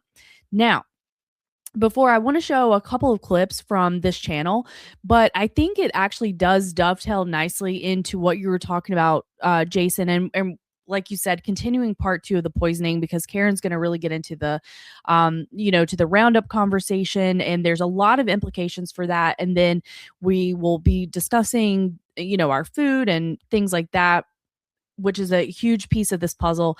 But the other pieces of the puzzle are, yes, potentially the technological poisoning, however that may come. And then we have government intrusion. We have the health issues that come from a lot of this stuff. And there's a lot of overlapping there. But essentially, if we look at the person as a pillar, then that pillar, in my opinion, is being chipped away at in a million different ways, which is coming from the healthcare system, from our food, from the environment, from news and propaganda and information being used as a tool for warfare. So all that to say, it ties in because this channel has made these connections from the Epstein dump, from the document dump, and it is getting into some serious mad scientist stuff. Now, there has been a lot of rumblings about that, about these very eugenicist, Nazi-esque connections that have been made with the Epstein and his scientist friends. And we know that there are allegations of what has transpired at Zora Ranch, and that he wanted to essentially, you know, spread his seed around the world. And but this account has really made connections in a way that I think provides some interesting context or interesting food for thought. And it does document every one of the documents that he uses to make the connection. So I'm going to get into that. But before we do, I do want to say that I was listening to Franco's show on Wednesday, and he made a very good point. First of all, he brought up the fact that Dustin Helm had said that Epstein was a construct, which, you know, like some mythical figure almost. And I think that's worth considering. There, if you kind of step back and look at the big picture, there's a lot of connections and a lot of things that this guy was supposed to be involved in. So I'm not discounting that possibility. And then Franco brought up the point that how long would it take you to send 8 million emails? Again, I thought that was a very good point. So it's, in me sharing this, I'm not saying that I'm discounting any of the critiques of the document dump that we have seen at all. I'm open, but I just thought that this added a little bit of information to what we had talked about, where there was a lack of context. So without further ado, I'm going to screen share. Let's hope I do better than I usually do when I try to do Can I make this. a quick comment on? Yeah. So the Epstein thing, I don't like to talk about Epstein. And when I say that, I don't mean about the story. I mean about Epstein, because he is, I agree with Franco, he is a construct. What I'm really interested is, where did Epstein get his money? Follow the money trail, who controls him, and for what purposes. And that seems to be lost in the sauce when we're talking about who is on this list or that list, which doesn't incriminate anybody, you know? And so much attention's going to it that we're not paying attention to these other things going on. So I completely agree with Franco on that. That's a very good point. How long would it take you to send, millions of emails? I can barely handle 2 or 3 emails a month, So very good point. And, but I think that if we're talking about eugenics and stuff like that, I think that's very relevant to what we're talking about here, because these people think they're going to save themselves and the rest of us are going to die off after they bleed us dry of our wealth. So very, very important. Sorry. Thank you for letting me chime in there. Yeah, no worries. And I'm not going to go, too far here, but I just want to play a couple of minutes of this. This is the first video in the series, and I just want to give a little example. So I just want to share the channel in case anyone's interested. It's called Mind Unveiled on YouTube. And of course, like we said, take all this stuff with a grain of salt. And if you want to avoid the entire Epstein conversation, I don't blame you. I just liked this because it has been a huge topic, and I did think that it provided some context. And the other thing is that it ties in a lot of other issues that you see out in the ether. So there's definitely some occult connections here. There's some new age connections here. There is scientific connections here. And it kind of is weaving together some of these relationships. Even at one point, in one of his videos, he talks about the Esalen Institute, which is involved in athletics and the use of psychedelics and things like that. And we've seen this big push for psychedelic use in the last, maybe decade plus or so, of legalizing that and helping us to heal from trauma and helping us to heal from addiction and things like that. It's very much promoted on Joe Rogan's show. And so it's combining more than just salacious allegations, right? It's like all of these things that have kind of been mentioned somewhat in the mainstream or by your favorite podcaster. So that's why I find it interesting, because a lot of kind of connections have been made here with some of these types of things. And it involves a lot more, at least the echoes, the ripples. It's a lot more than just Epstein and his inner circle, or Bill Gates or Bill Clinton or whoever.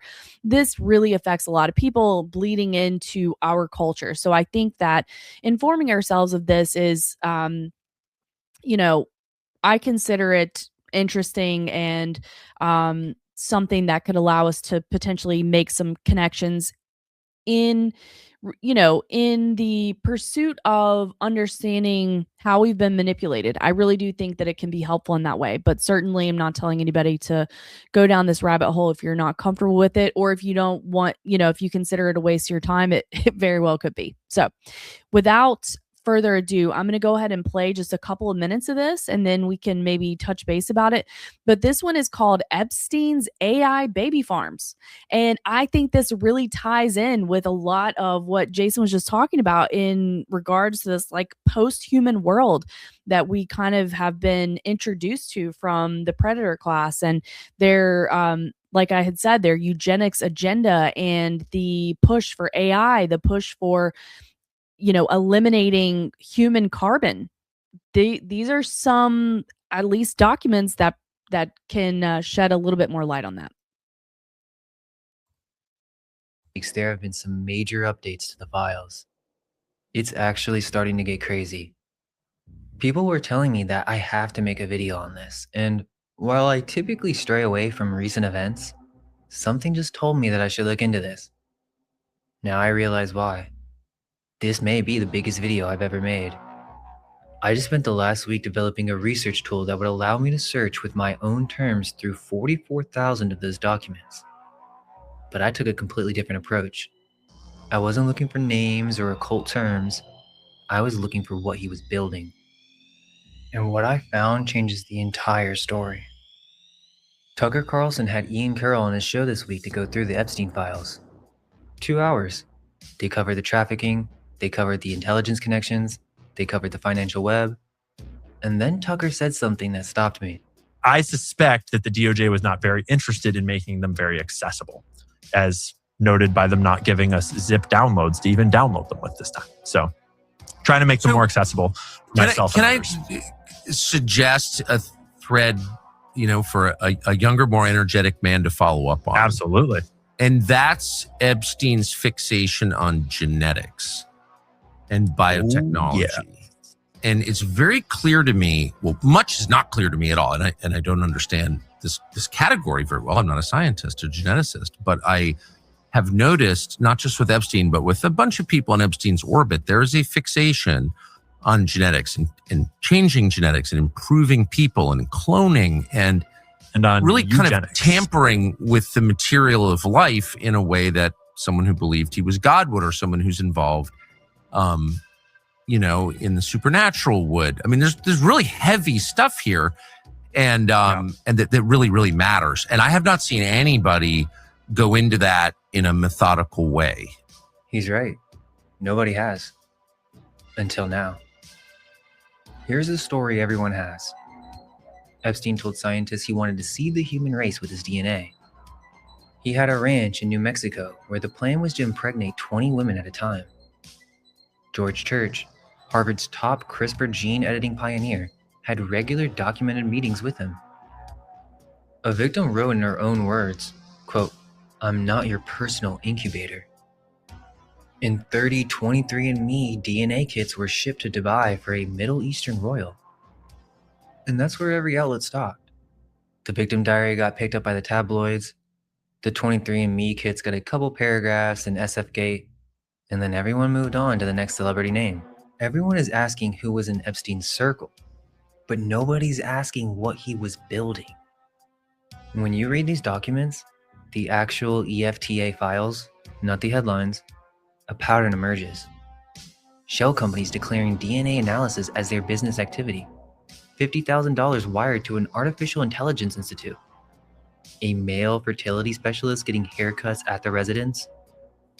Then there are these meetings called designer babies, 6 days before meetings with the egg people. A woman flown from Manchester, England, and referred to a fertility clinic. This seems to be an operation. Infrastructure, funding, scientists, and victims who knew. So let's just go through the documents. This is a Deutsche Bank Know Your Customer form for a company called Southern Trust Company Incorporated, registered in the U.S. Virgin Islands, sole owner and president, Jeffrey E. Epstein. DNA analysis. That's what Epstein told his bank that his company does. Expected quarterly revenue, $12.5 million. Annual income, $10 million. So, I went looking for what Southern Trust actually did. Nothing. No lab, no research, no scientist on payroll. The actual operations were pure investment management. Venezuelan government bonds, derivatives, Epstein's personal salary. The company was originally called Financial Informatics Incorporated. DNA analysis was a fiction, a qualifying business activity for USVI tax incentives. Now follow the money. The Cook Foundation, that's one of Epstein's nonprofits, wires $50,000 to the Singularity Institute for Artificial Intelligence. That's now called MIRI, the organization dedicated to building artificial general intelligence. EFTA 01500847. Nobody has ever reported this wire. $20,000 to the Worldwide Transhumanist Association. $100,000 to Ben Goertzel, one of the leading AGI researchers on the planet.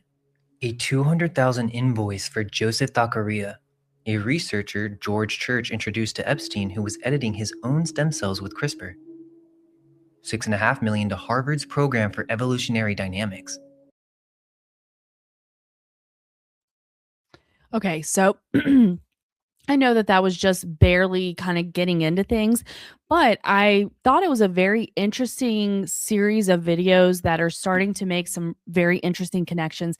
And there was another guy who was mentioned in this realm, and these people are also kind of popular in pop culture. It was Martin Seligman, who has books like Authentic Happiness, Learned Optimism, Flourish, and a lot of these, again, the connections with the kind of the psychedelic realm of things, these people that are who have shown up on Joe Rogan's show, who are very influential in pop culture in general.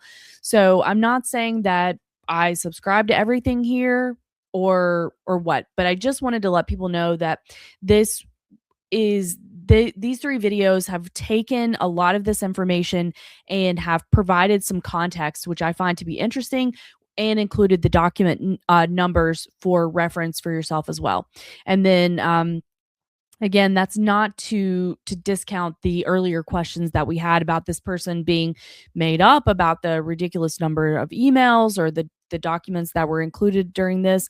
And I did have some questions though, as far as like one of the things that was supposedly released in this was a video of Ghislaine Maxwell pacing in her cell. So that is not an email, and that's not something that Jeffrey Epstein would have had access to. So how and why was it in this document dump? So it is possible that some of this was not directly related from his email account to begin with. And then the other thing was that that's potentially discounting other attachments, images that could be included in that number. And then the other question that I have and have had some people have in conversations with them is what is on the other emails, like the more quote secure email servers such as Proton Mail or something like that. So there's a lot of questions surrounding this. There's a lot of things that we don't know, that don't make sense for sure. The lack of context, we've talked about this, but I thought that this was interesting if it happens to be an area that you're interested in perusing. And it does tie in with kind of the war on humanity and the nefarious connections that are being made from the predator class. At least that's what it seems. And the other videos that he put together, so there was the one about the baby farms. So that was 10 days ago. Then he has another one called So Epstein Led a Secret Society, and then another one on Epstein Uploaded Consciousness. And they share some documents and conversations, as I was saying, that actually kind of support what they may have been doing.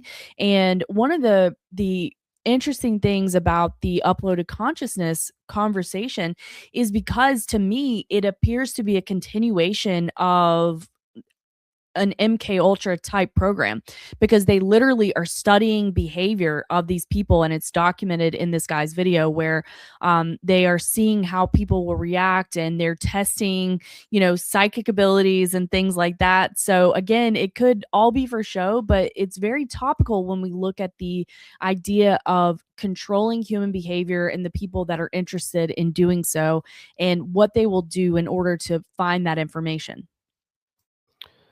Oh, absolutely. And I'm glad that you brought this up because, I'm fatigued from Epstein, very fatigued. But, my thing is, they're throwing so much hay on the needle to bury what they don't want us to know. And the hype around let's prosecute people. It's not going to happen, folks. It's not going to happen. And that is the distraction. So this guy, he's bringing receipts. I'm going to go check it out. And thanks to Sweets for sharing the link over in the Rumble chat. But, to find that is very, very difficult to find the meat of this stuff. And that's where, if we're going to go with Epstein, I want to know who his controllers were, where the money came from, et cetera, et cetera. I want to follow the money trail. I want to find out what the purpose is. And you brought up the eugenics thing. It's very well known that he was into himself. I didn't know about the uploading of the consciousness. That's kind of a crazy thing, because now you're training AI into this psychopathic nonsense. So that's kind of interesting. I'll have to follow up on that and see if I want to go down that dark rabbit hole where that goes. But going back to throwing all the millions of emails on the needle to hide it in the haystack. And then if you find emails that are easily disproven stuff, then the needle gets thrown out with it, baby with the bathwater type thing. That's what frustrates me about this whole thing. People are crying, look at this name, look at this name, look at this name. There's nothing that's prosecutable. Nothing. They're emails. They could be faked even. I think it was Brian or somebody said that the government can fake as many as they want. That's too easy. What I want to know is, where did the video evidence go? Because if you really want to prosecute people, stop talking about emails and lists and start asking for the doggone video that they said they had hundreds, if not thousands of hours of video from his place, which would catch people in the act. And at that point, you don't need circumstantial evidence. You have physical video evidence. That went away, right? So this is just a dog and pony show to keep people busy. What you just brought up right now, Ashley, is the meat of the matter. What is the root of it? What is the point of it? So thanks for bringing that. I had no idea, and I'm going to check this guy out afterwards. Yeah, the videos are great. And Tom said in the chat that the documents don't really matter. We know that they were harming children, and I don't disagree with that. I do not want people to think that I don't care about children being abused, because I do care about that. One of the things that, and I think is maybe part of the nature of the way that this information is released to us, is that I know that. We know that it's happening, but what can we do about it? I'm not saying that nothing can be done. I just don't know. And we have precedent for this happening. And we talked about this last week when Karen talked about the Finder or the Franklin cover-up scandal. But we know that there are many, many, many documented cases of people running these types of rings or for various reasons to harm children, whether that was for the production of CP, whether that was to have films where people were harmed on them, a combination of all of these things, whether they were literally selling children. I mean, and I apologize for bringing this stuff up. It's very dark subject matter, but this is something that has been very, very well documented, from North Fox Island to Mark David Norman to John Wayne Gacy to Mark Dutroux to Finders to the Franklin scandal, and on and on and on. And JonBenet Ramsey, like, there are so many connections that this type of underworld is out there. And I don't want to minimize that. And I know that maybe even talking about the Epstein stuff is kind of feeding into like diluting the truth. That's not my intention. It's just to say that the reason that I brought this up is, if you happen to be interested, that there definitely is some context provided here in other areas with the documentation that may kind of make some of this a little bit more or provide a little bit more information for us other than just that one piece of the puzzle, because it does seem like there's a lot going on here. And again, as has been said, who really knows, because we definitely have this this espionage world that it's been stated that he was working for the Mossad and that he's working for CIA, and there's an argument over that. And we know that he obviously had connections to Ghislaine Maxwell, Maxwell's father, Robert Maxwell. He was very influential, and that case connects to Daniel Casolaro and the Octopus and Promise Software, and also they are part of the company that provided school books for public schools. So this stuff is such a complicated web, and it's not for everybody, for sure. And I'm not saying that it is. I'm not saying that I have all the answers. Nothing like that. I just wanted to bring something up like this because a lot of the information as far as the tech side of things with the consciousness and the AI conversations, very topical to a lot of the stuff that we talk about as well. What do you think, Jason? I was thinking of the movie 8mm. Have you ever seen that? It's got Nicolas Cage in it. It's kind of an old one. It's about, he gets hired to find a missing girl that was supposedly part of a snuff film, got killed or whatever. And so he's kind of in a detective role. It's been a while since I've seen it, but I've seen it a couple times. But one takeaway from that, and this perfectly aligns with what we see going on with the Epstein stuff. I mean, there's definitely some meat to pull away from the bone there on that one and get to the bottom of stuff. Like you said, this stuff is happening. In the movie 8mm, spoiler alert, he goes out to try to find this girl that was supposedly in this snuff film. And if you don't know what a snuff film is, it's where it's kind of like almost like porn, but it's like killing people porn, where they rape and then kill somebody. And it's a very deep underground black market type of thing.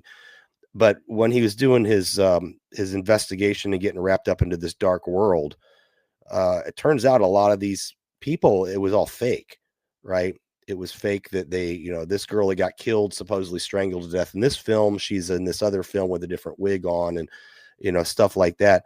So we do have to understand that there's a lot of nonsense out there that takes away. And it turns out that it actually did happen in the movie, right? So he got to the bottom of it, almost died getting to the bottom of it. But the snuff film thing was happening, but he had to go through all the nonsense first to get to the meat of it. And that's where I'm seeing with the Epstein, everyone's wrapped up in the nonsense or the millions of emails. And I'm glad you brought that to us today, Ashley, because there's something else behind it that we're missing because of where the magical hand, the magician's hand, is directing us to focus on this. That's what I don't want to focus on, is what they tell me to focus on. I want to see what you're trying to hide. And let's not throw the baby out with the bathwater when it comes to that nugget of information. That's all I had. Okay, perfect. So yeah, Mind Unveiled, if anyone wants to check this out. And I am interested in getting your thoughts on this, or if you have anything else that you want to share with me, always feel free to reach out to me, thinkchangerepeat@gmail.com. And I did want to say, Tom said that is not what he was talking about. So sorry about that, Tom. I just want to let people know that I do care about children being harmed very much. I think that is one of the foundational elements of a healthy society. And this is something that I've spoken about before, is that I believe that if you are a victim as a child, that it sets you up to be a vulnerable person going forward. And there are these invisible patterns that people that are predators, like an Epstein or like whoever else you want to name, they can identify the people that are vulnerable. So I think that part of this is, it's something that Don Jeffries talks about. It's something that we talk about here, is the kind of the chipping away, not only so the great poisoning, but the great poisoning against the family unit as well. And we know that has been attacked in a million different ways. And I think that if you have a cornerstone, a healthy, happy, well-adjusted family, that it can provide strength from elements. Not that you're completely invincible. And in the chat, Tom and Karen and Ronnie and a couple other people were talking about Johnny Klosh, who was the first boy on the milk carton who was abducted. And it was said later that he was part of the Franklin scandal, and his mother had said she had heard from him, but she never had a relationship with her son again. And he was just a regular kid. He had a paper route. He went out one morning and he was abducted very early, maybe between like 5:30 and 7:30 in the morning. And so there are these people that are interested in preying on your children. And I'm not saying that his parents were at fault. Now, I did hear some speculation about if potentially somebody in his life, not his mother, was involved in setting this kind of thing up. But I just think that having a healthy, happy, well-adjusted family is something that can provide a barrier, but it's not foolproof. And we just know that we have these people that are predators that are interested in harming children. So I think that educating ourselves is one way to do that, but it can be very, very dark. And this is something that we discuss a lot too, is watching what we're taking in spiritually, because we do have these other environmental factors that are poisoning or potential poisoning, potentially hazard to us. But what we take in, affects us mentally and physically and spiritually as well. So I do want to document the importance of that. Jason, what did you want to add? No, I think it's real important. And let me ask you first, how much time do you have? Because I still have vaccine stuff, fake food stuff, geoengineering, and forever chemicals, but we can hold that if I don't know how much time you have. But I think I've it's got very time. okay, cool. I think it's very important. And Tiger, I think, is one of the only people that talks about this. We talk about the poisoning, the massive poisoning, right? Poisoning of the mind is something that's been going on for about 100 years now in our nation, with the education system and just the work environment. And in general, everything is poisoning of the mind with the media, the mass media. It's gotten worse with social media. So I'm glad that I don't think we really intended to bring that up today, but it just kind of organically came out. But it's very, very important that we keep our mind tight, right? Yeah, definitely. So, I'm trying to think if you want to go ahead and go into a topic, and then I have another, I have something from Interesting Books Reviewed to cover, but we'll go back to you and then we can come back to me. Oh, okay. Let me just jump. This one won't take long because we talked about this with Zoe. We talked about the vaccines. So I do want to talk about, and we already touched a little bit on the universal flu vaccine, which is mRNA based, has now been approved. It first was refused to be seen. Handy sent me that about a week or so ago. And it took them about 7 or 8 days to change their mind. I'm sure because there was money involved. In fact, I know that it was because there was money involved and, stakeholders, shareholders involved. So they went ahead and approved it. It's a bivalent flu vaccine. Anyway, I wanted to just revisit this. And I know we've talked about this again. I think it was with Zoe. So the USDA is to airdrop rabies vaccines into 6 states. And the rabies vaccine is now, so there's 3 for pets. And they kind of circumvent both the testing and the approval requirements because it's not for humans. So, and this is going to be very important here in a second. So they're going to airdrop these rabies biscuits, if you will. And this is not something new. But the problem is that this is a self-amplifying mRNA vaccine that's in these things. And they've come a long way since COVID with making this stuff stable. They don't have to keep it at negative 30 degrees or whatever and administer it right away when it's thawed out. They actually have this stuff stable. They learn to grow it in food, which is another concern that I have. We don't know how that's going to be labeled, and maybe we'll get to it. I have some stuff on that. And it's always centered around gates, by the way. So anyway, they're going to drop, and I had seen this before, and I think it was 3 states, but now it's up to 6 states. And this is pretty, this is October of 2025. I did a search this morning, and it's still just 6 states that I've seen. If I'm wrong about that, somebody correct me in the chat. But Alabama, Georgia, North Carolina, Tennessee, Virginia, and West Virginia are going to receive these air biscuits. These are food biscuits for deer and stuff like that. wild animals that will be vaccinated by eating this stuff. How do you regulate the dose? How do you know that everybody got what? This is insanity. This is insanity, but you're poisoning the wildlife, which in turn can poison us. I'm going to show you how. So why it matters. So it says rabies is a viral disease. Okay, we can talk about viruses or whatever another time, but they're definitely giving this stuff to animals, whether it's viral or bacterial.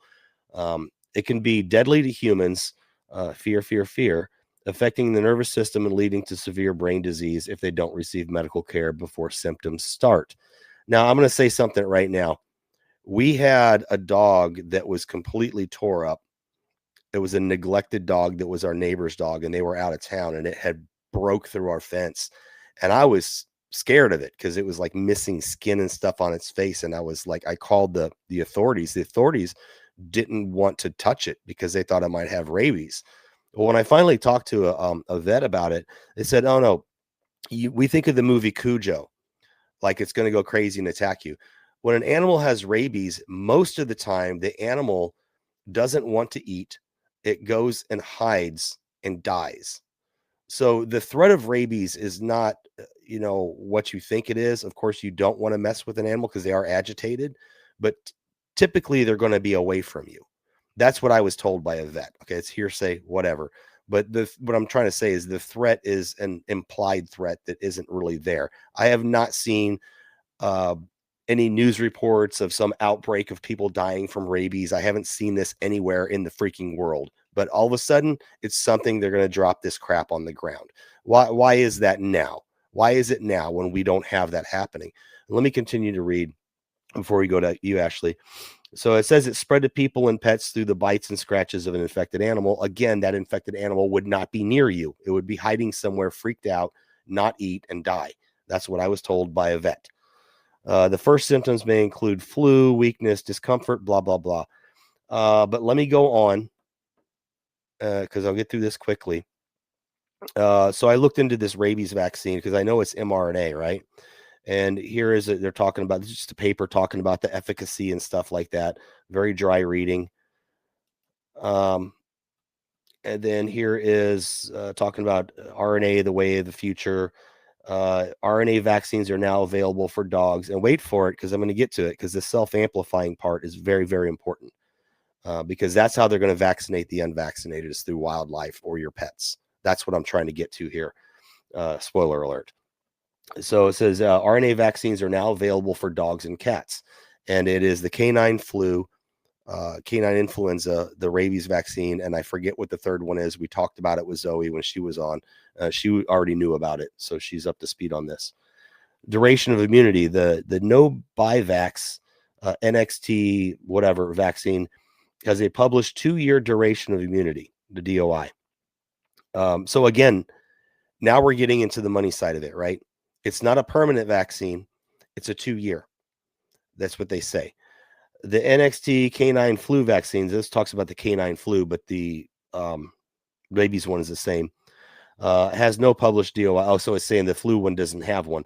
So what they're doing, I'll just make it short. What they're doing is they're suggesting the same that they did with COVID, is that you get the two initial boosters 3 to 4 weeks apart, and then a yearly revaccination. So this is a money train, a continual money train for them for something that's not even an issue. I mean, is canine flu a thing? Like, do we have an annual canine flu season? I've never noticed that my entire life. No, it's nonsense. Yeah, absolute nonsense. It's a way to sell product. In addition to safety and efficacy benefits, Ellis said RNA vaccines are easier to produce. Here it comes down to it, folks. Easier and cheaper, by the way, to produce than some other types. Growing viruses and cells is just very tedious. Oh my gosh, it costs too much money. It's also advantageous for diseases like influenza, where the virus can mutate easily and often. Okay, well, you've been shooting us up with something every year that you're just kind of speculating what comes out. I don't buy it. I don't buy it. Are you telling us that half the time that we've been taking these shots every year for flu, not just for our pets, apparently, but for ourselves, that it was a moot point because we don't even know if we got the right one? That's why the push for the universal one, by the way. They're going to say this one will actually work this time, and it's mRNA based. He explained to induce protection against a newer strain, I think probably in many ways is the future. So yeah, they're pushing this. Now this is the last piece because the rabies specific one, I don't know about the canine flu, but the rabies specific one is a self-amplifying mRNA, which if you haven't known, that was actually released and administered in Japan already. So we have people walking around this planet right now that have already been inoculated with a human COVID self-amplifying mRNA. And what's the implications of that? Well, I got this. This is from the expose. Scientists want to use self-amplifying mRNA to vaccinate those who do not want to be vaccinated. That is the importance and the takeaway of this poisoning. A research paper published earlier this month states that, and this month being this was published January 28th of this year, so not even a month ago. A research paper published earlier this month states that one of the researchers' aims is to develop a vaccine to overcome vaccine hesitancy. The method chosen to spread the vaccine among the population is a self-replicating RNA, sRNA, or self-amplifying mRNA. Sorry about my voice, folks. So this is what we had talked about probably 2 years ago. We talked about the SA mRNA, and we talked about how traditional vaccines, Karen and I covered this, and that episode has come up over and over again. People have requested a link to go see it. That was the medical industrial complex episode. And we talked about how they have known for a long time that traditional live attenuated virus vaccines were the shedding is real. The reporting is real. The intent is real. The intent is to get people vaccinated to a certain level that are not wanting to get vaccinated against their will, against their knowledge, against their consent. And now they've moved this mRNA vaccine to that same stage, and they admit it. So I don't know what we do. We're going to get poisoned by going to Walmart and being close to someone. And when you talk about self-amplifying, this is like the gray goo nanobots, where you get one of those little buggers into you, and it creates more and more and more and more and more. And that's very profitable for the pharmaceutical companies, because you come down with all these illnesses. Again, the medical industrial complex, they're poisoning you to be continually sick so that they can bleed you of your wealth via treatments. And you don't even have to pay. It's going to come out of your insurance, which you're forced to pay for, or other people are forced to pay for. It's a big scam. It's a big scam. It's a big club, and you ain't in it. You're just the one that's getting the treatments. So I'm going to stop there, Ashley, and let you go to town on that. I know you have a lot to say on that. Okay, so yes, I do.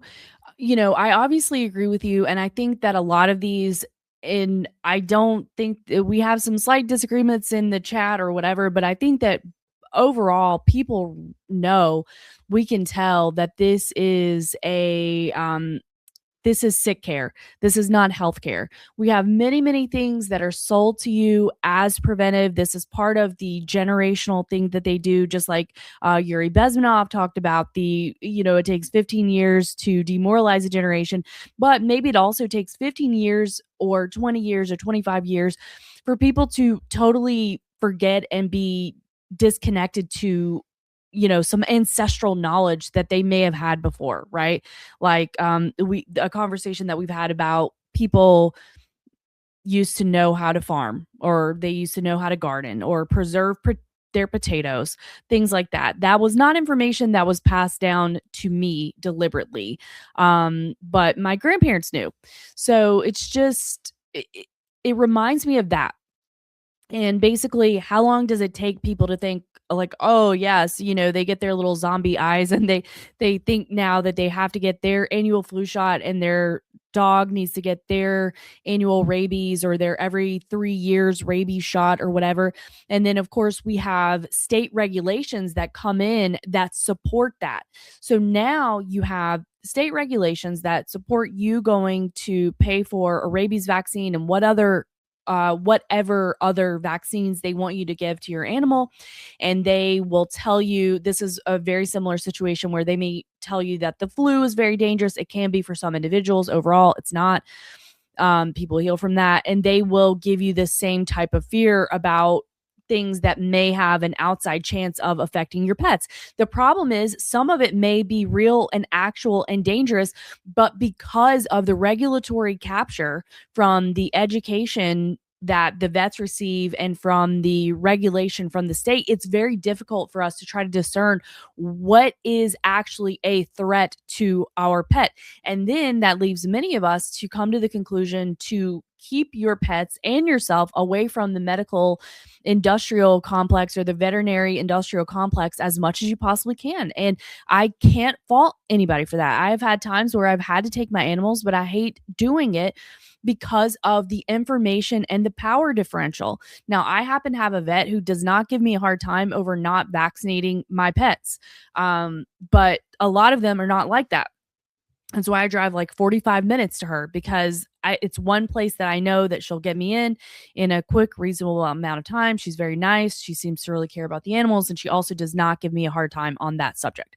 So having said that, I have something that I want to share with y'all. Can I throw one more thing in there before we jump topics? Yeah, please do. So just to kind of close the loop on the biscuits, the vaccine biscuits they're dropping in these 6 states. Like you, Karen, Ashley, a lot of people are getting hesitant to get their pets vaccinated, and they will go the extra mile. People are not wanting to get vaccinated, so they are trying to find a way to vaccinate us, especially the type of people like us are probably likely to go out in the woods and hang out or go on trails or go to the river and be near wildlife. So that's why, in my opinion, it's just my opinion, I'm not a doctor, I'm not a veterinarian, I think they are trying to vaccinate the wildlife, number one, for those who maybe want to hunt for deer or wild boar or whatever, because they don't trust the food in the store, because there's stuff going on with that we've talked about many times. So maybe they want to hunt, or maybe they want to vaccinate you personally. If they can't do it through your food, they'll do it through wildlife or through your animals. So I just see this as a very nefarious thing. Like, why mRNA? I mean, you could look at it like it's because it's cheaper. It's definitely not more effective, because you're talking about an annual booster, a 2-shot series plus an annual booster. Well, they've always said that old traditional vaccines, you only got to get it every 7 or 8 years or so. So it's definitely not more effective. What is the ulterior motive? And so that's what one of the people think. I want to close the thought on that the sa-mRNA and this dropping it into the wild, there's something behind that, because there is no rabies pandemic going on. So just think about that. I'm sorry, I just wanted to close out on that, Ashley. No worries at all. And yeah, there's definitely like a lot of subtopics in this. And but one of the things that I wanted to let people know about, if you don't already, is this site that is called Bark and Whiskers. So this is a spinoff from, so this is headed up by Dr. Becker, veterinarian, but a spinoff from or of Mercola Pets. That's what this site used to be. So she was associated with Dr. Mercola. I mean, I think that she still is, but this is the name for the site that has been around for a few years now. And I did see some people in the chat talking about some of the work that Dr. Mercola has done.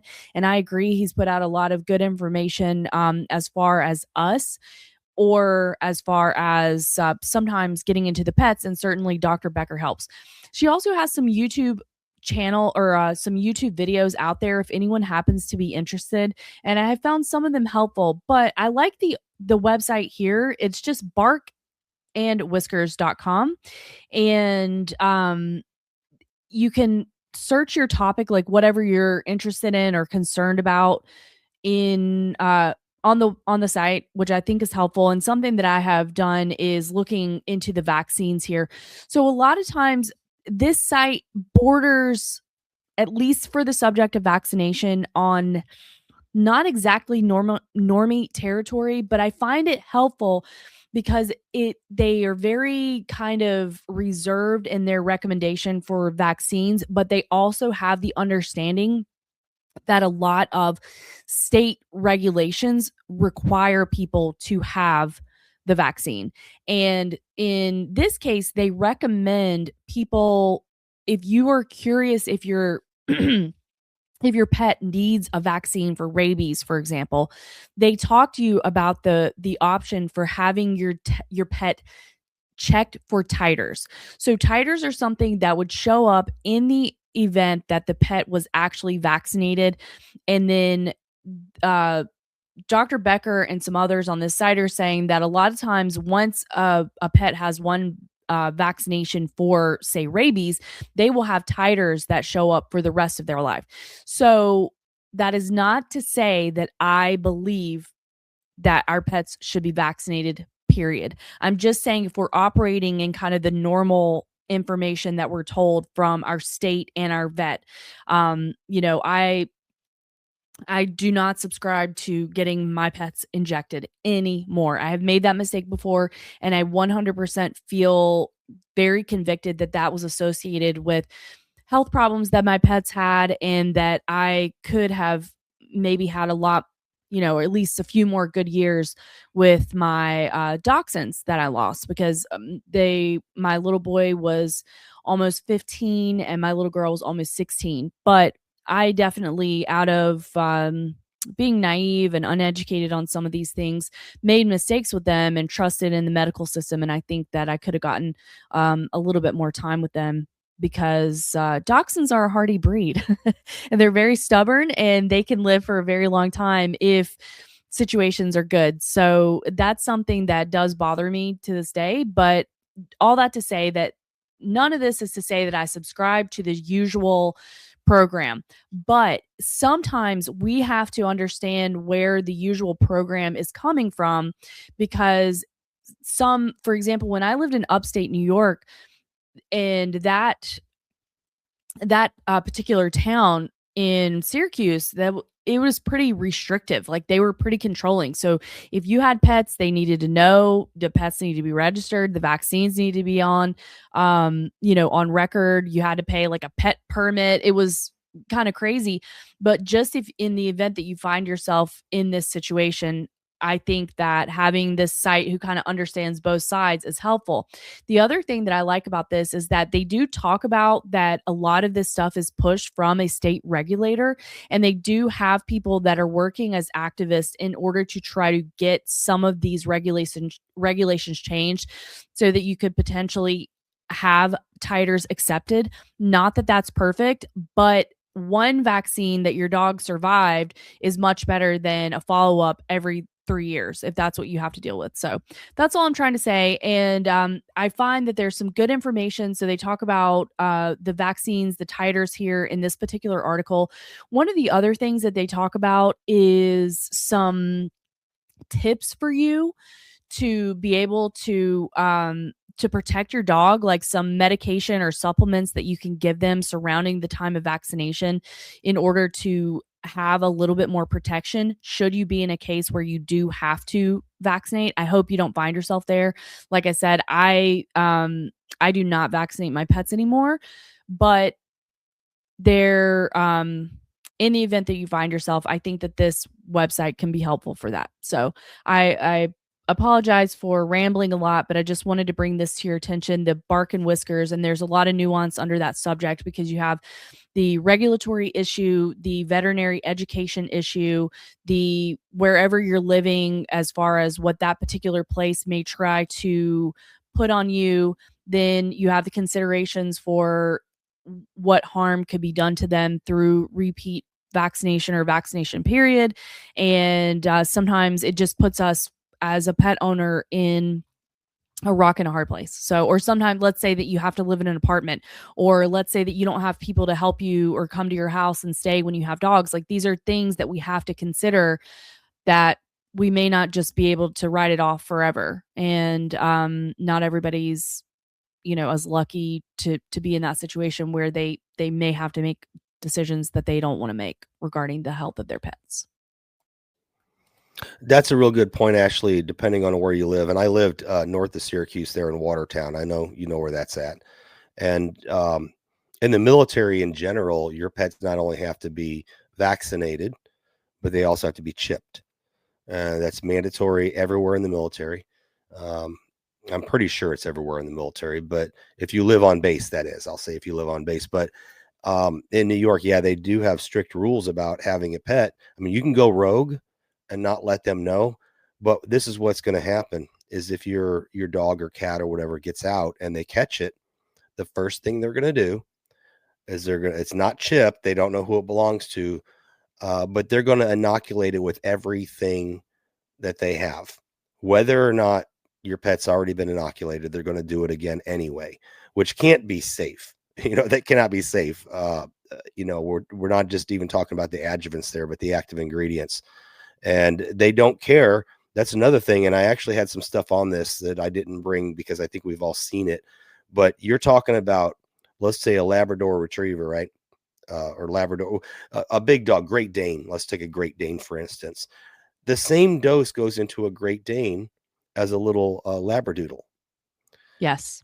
Whether Yeah. your dog is 5 pounds or 100 pounds, they are getting the same dose of a rabies injection. Yeah. And yeah, so that's the thing. And White Wolf and some others were talking, and they're like, do you see squirrels don't get inoculated, right? They're running around crazy all day. They're having a good time. Hey, Salcedo Paranormal, what's going on? Anyway, we had dogs growing up in the country in Illinois before I was a city creature. We never they never went to the vet ever, and the dogs were very resilient. So in the wildlife, you very rarely came across a crazy animal or something frothing at the mouth. It's very, very rare. It's rare, right? But to think that this is some kind of a pandemic or epidemic or whatever, that we need to inoculate all these animals with stuff, I don't buy it. But you bring up a good point, Ashley, that depending on where you live, you may have to consider, what you're going to do. So Yeah, or anyway, I ramble. no. I think if anybody's been guilty of rambling today, it's been me. So I apologize if I'm running on and on here. But yeah, so for example, if you decided to shop, or, adopt, don't shop, and I'm not dog shaming people for wanting a specific breed or buying from a trusted breeder or anything like that. But in the situation that you adopt your dog, you better believe that that dog is getting all of the injections from the rescue center, right? So that's one of our little guy, Buster. We got him from the animal services place in this county. And before they give them a home, they make sure that they have all of the vaccines, even if they were lost.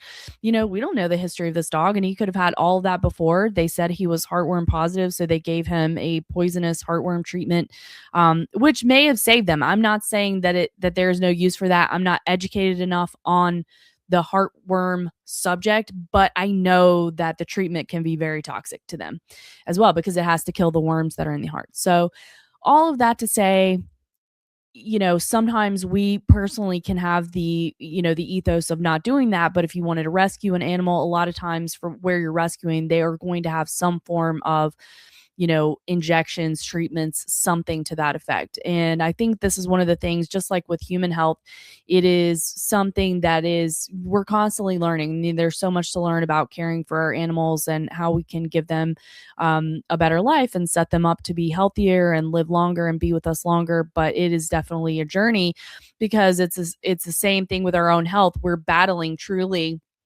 this regulatory capture, this desire to make as much money off of us as possible, to keep us in the pipeline lifelong.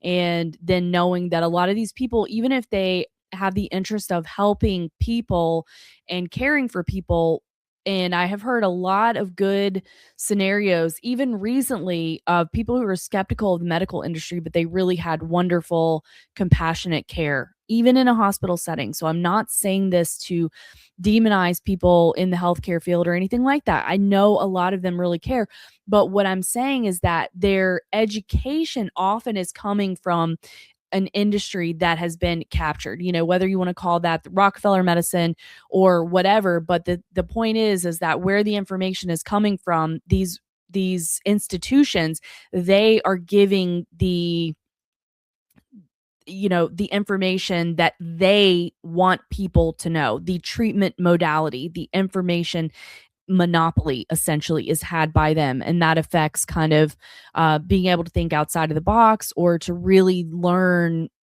some of the nuances as far as the health situation with ourselves and with our animals.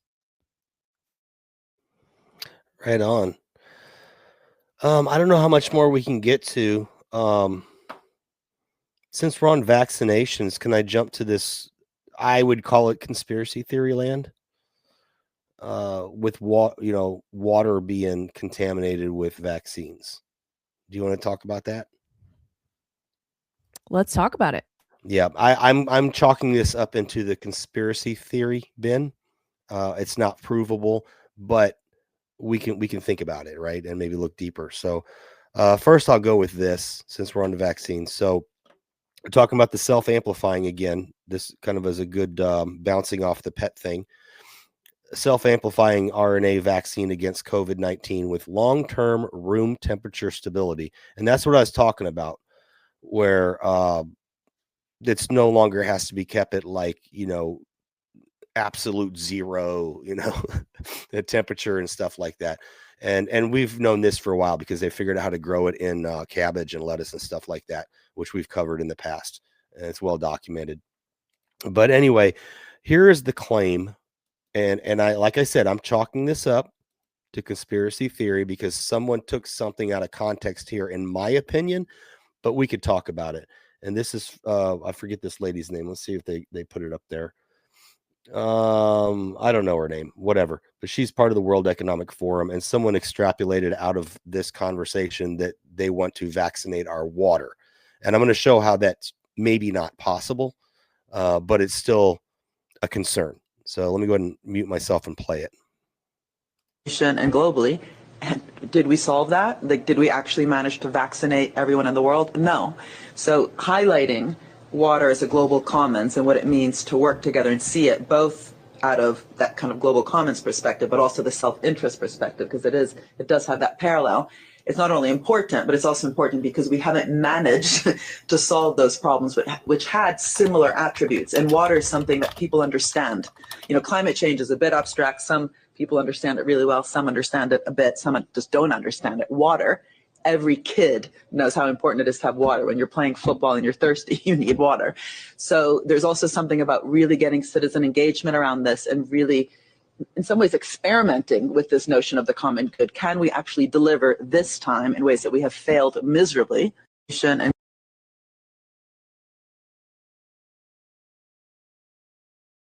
You're muted. Oh, I must have unmuted and remuted. I did not hear her say that. I heard her say that there was a problem with people not wanting to get vaccinated. She used water as a term to express, I don't know, something simple that people would understand. I did not hear her say that they were going to vaccinate the water. Did you hear that, or what's your thoughts on that? No, I did not hear that. Now, to be fair, I was also looking at the chat. So not to say that something wasn't in there, but I think that I did not directly hear that. No. Yeah. And that's why, Tiger and I talk about this a lot, about over bombastic reporting. We could make there when there's no there. But I did say, let me take a look into this. So, and this is going to be a short one for the vaccines and the water thing. I think I could pretty much disprove that they can even do that at this point. Here's another one. Let me throw this back on screen. Somebody made this claim. Did New Zealand add COVID vaccines to water supply? And of course, COVID vaccines would be mRNA. At this time, COVID vaccines, or at the time of this was 2022, right? There's no way they could do that because they had to keep that stuff stored at such cold temperatures. So I'm going to call this pretty much debunked in my mind. And Anyway, JB, before you go on, I just want to say the original batches were what was supposedly stored at these super, super cold temperatures. And some people had posited the reason for that was because they had these made up and created from a long time before in preparation for this event. I don't know.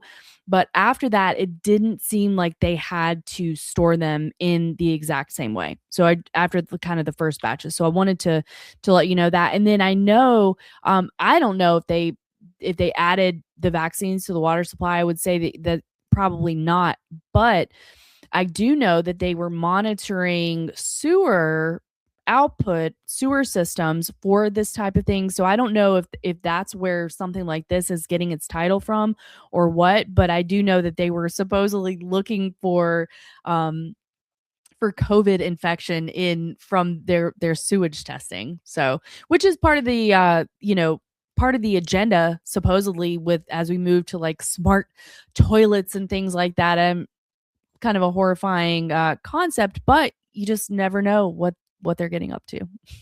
That's interesting. You should say that. I'll have to look more into it. But Handy, our EMT friend down in Georgia, he had said that he looked at some of the batches of the COVID vaccine when they came out and they were already expired. And he had pointed out a very interesting thing that they must have been created before the need was required because they were already expired. And that could be very well, they could have overbeaten that problem or whatever. But I'll go into like why I think that that they're not putting it in the water. And I'm trying to dispel any myths or whatever. I say do your own research on it, but I don't want to be overly cautioning people to be scared of everything, right? So I looked into drinking water vaccination, right? It says it's widely used, it's cost effective, but when it comes to mRNA, let's take a look at this. So key considerations, and I know, yes, this is an AI generalization that came up, and I like that they at least give their links that you can go verify it. But anyway, key considerations for effective water vaccination. So number one, we will say that we know they admit that they have done some form of vaccination through water. And I had some more articles on it where it comes down to, I found some for chickens and for pigs where they talk about water vaccination and how they can mass vaccinate and how to make sure that you vaccinate at the right time to where they do the most drinking. Again, how do you control dosage? You can't, but this is a thing that's gone on in farms for a long time, water vaccination. So can they vaccinate us as a population, especially with mRNA? That's the question I have. And I need to do a lot more research into this, but I'm just kind of like scratching the surface right now and get people's brains tickled. So key considerations for effective water vaccination: water quality. The water must be free of chlorine, antibiotics, and disinfectants, as these can inactivate live vaccines. Again, this is not mRNA.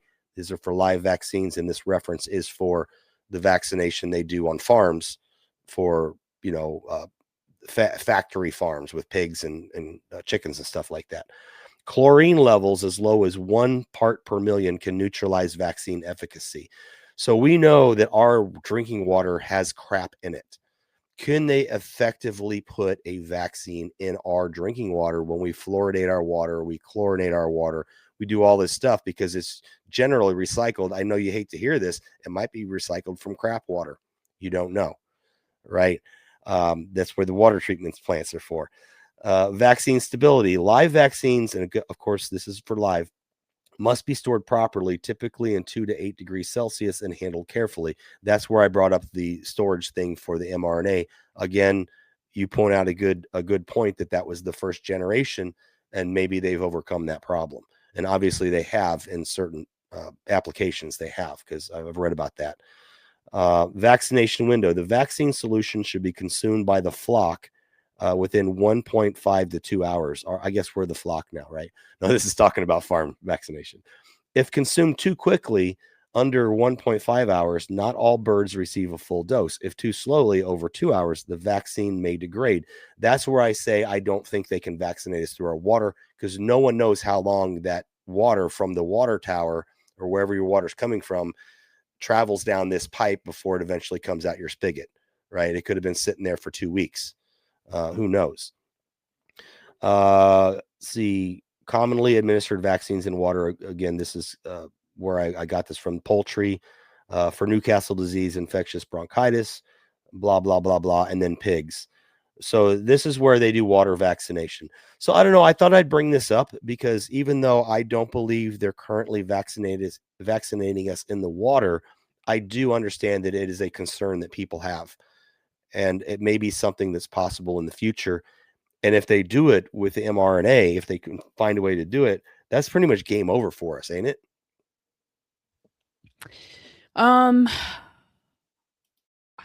Yeah, I mean, I don't know. I think this is something that I wonder about too, as far as where does the consent element come in? So supposedly if we're dealing with these predator class, these occultists, like whatever we want to say, I don't know, whatever, people that are practicing dark arts rather than just all occultists. Okay, if you're into that, I'm not saying you're a bad person, but there's some people who do this stuff with bad intentions for humanity.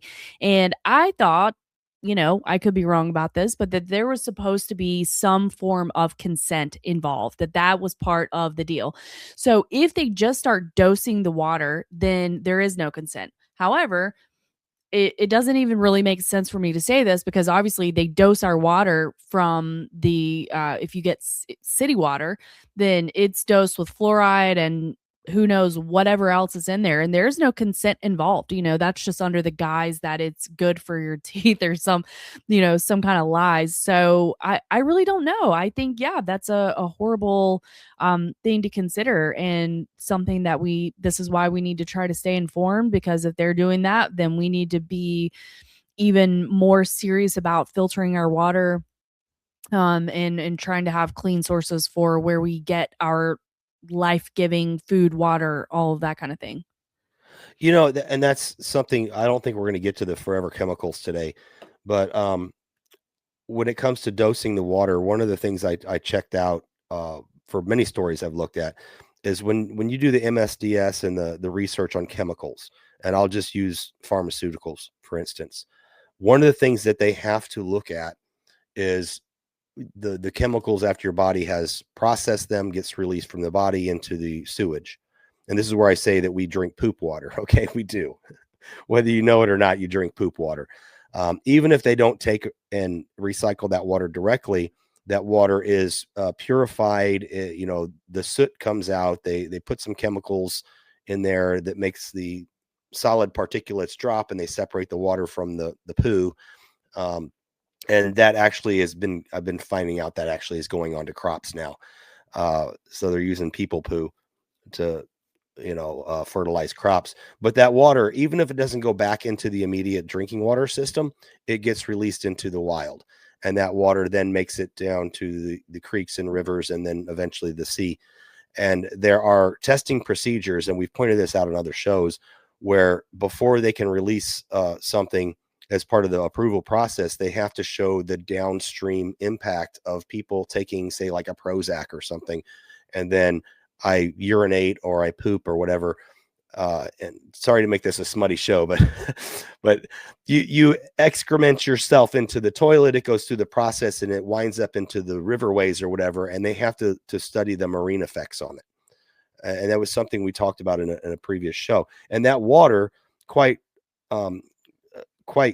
it could become part of the drinking water system again. So I forget where I was going with this. I got wrapped up on the poop thing, but no, the consent part is not there.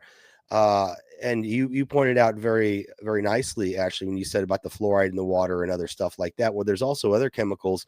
And when it comes to forever chemicals, some of these chemicals cannot be filtered out. So somebody had mentioned in the chat, boiling the water. Boiling the water doesn't kill some of these chemicals. The only way you're going to get rid of some of these chemicals is distillation. Or reverse osmosis in some cases. There you go. Yeah. And I'm not a water expert, but I know for sure, because I looked into this as far as trying to get fluoride at the very least out of your water, that boiling definitely does not get rid of fluoride. And sometimes it actually condenses the fluoride. So my understanding, and chat, correct us if we're wrong, but my understanding on that is that it is reverse osmosis is your best chance to have pure water. And then in some cases, we need to potentially add some of the minerals back to the water. And then again, I do want to bring up that the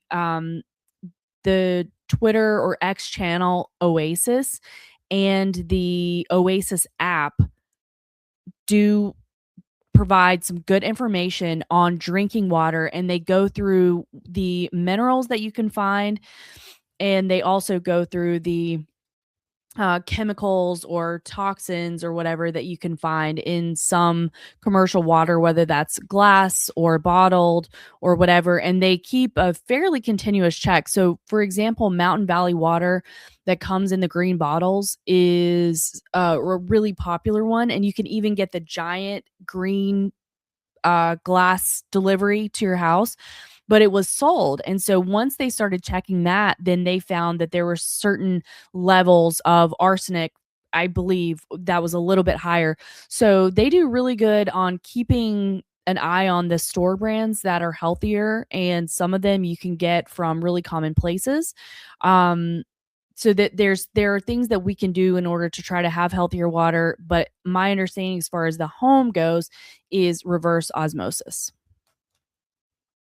Yeah, we had some comments on that. I think White Wolf said it doesn't get everything out. And I'm glad you pointed out about the minerals, because the only way I know of scientifically to get rid of everything from your water and have just pure water is through distillation. But distillation takes away all those minerals, which we are mineral deficient in our food because of our farming practices. So we do get a lot of minerals from our water if it's, bottled pure water from, like, say, a spring or something like that. But these forever chemicals, and I didn't really want to get into the forever chemicals, but we'll have to cover that maybe next week. We can get a little more deep into it. But they have been working their way for about 40 or 50 years, ever since Teflon was created anyway, and this stuff's been in our landfill. These things have been working their way into our water table, and I don't know how long it takes, like how much of that can get filtered out through the ground or whatever, but eventually it's going to be everywhere. And that's a general consensus. We talk about scientific consensus. They all know this. So yeah, you can distill your water, but understand it's going to be flavorless and pretty much just water. It's not going to have any nutritional value as far as nutrients go.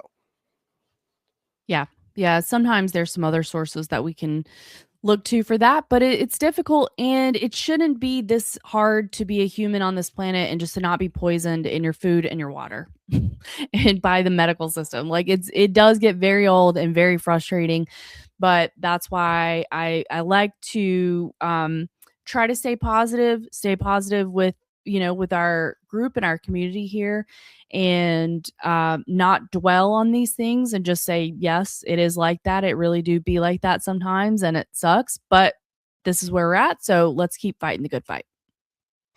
I've got one more thing I want to talk about if we have time. I think we can get it in within the next 20 and keep it under 3 hours. Okay, let's go for it. Okay, let's do it. This is fake butter. Again, Bill Gates inspired. Yeah, a lot going on here. Let me bring this up and I'll mute myself and play it.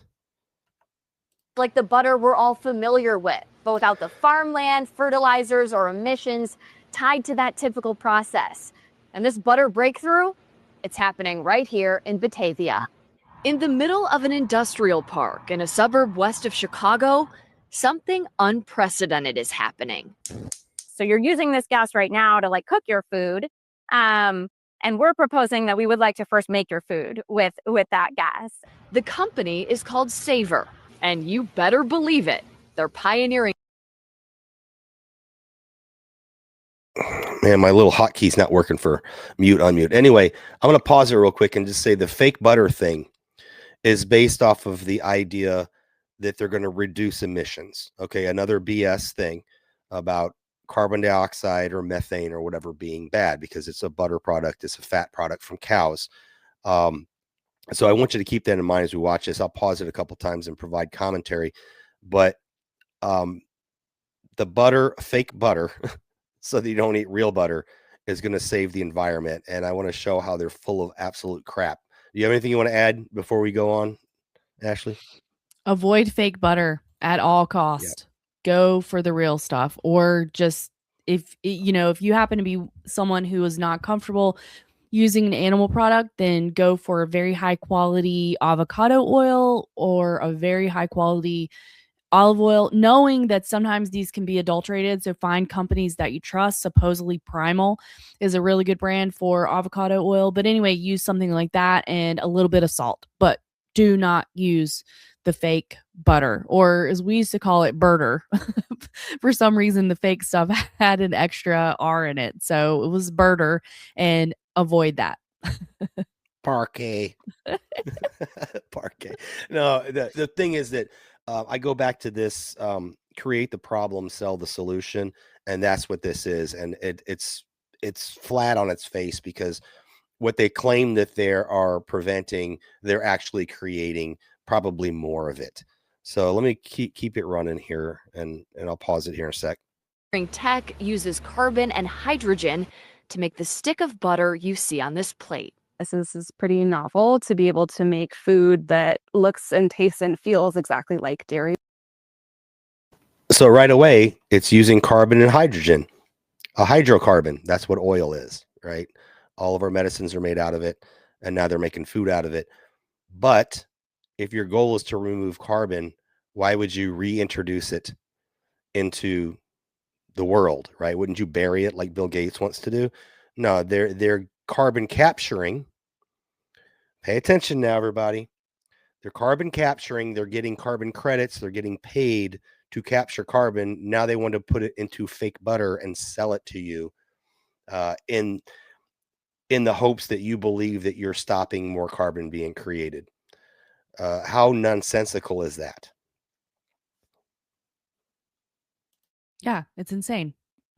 But it goes back to what you said at the very beginning of this show, is this like, why are we doing this? Why do we think this is a good idea? Why? They have to know there is no need to try to replace butter with something fake. There is no need, except for to try to nudge human behavior away from eating animal products, which have been demonized. Now, I understand for people who are advocates for animals and love animals and want them to have an ethical life. I understand that, but that is a separate issue. This is not about being ethical or making animals' lives better. This is about serving humans slop.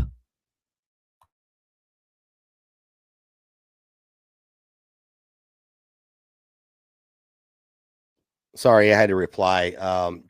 Rocky McCobb said the carbon stuff is just about implementing technology. I 100% agree with that. This whole, they call it the fourth industrial revolution. It is a forced industrial revolution.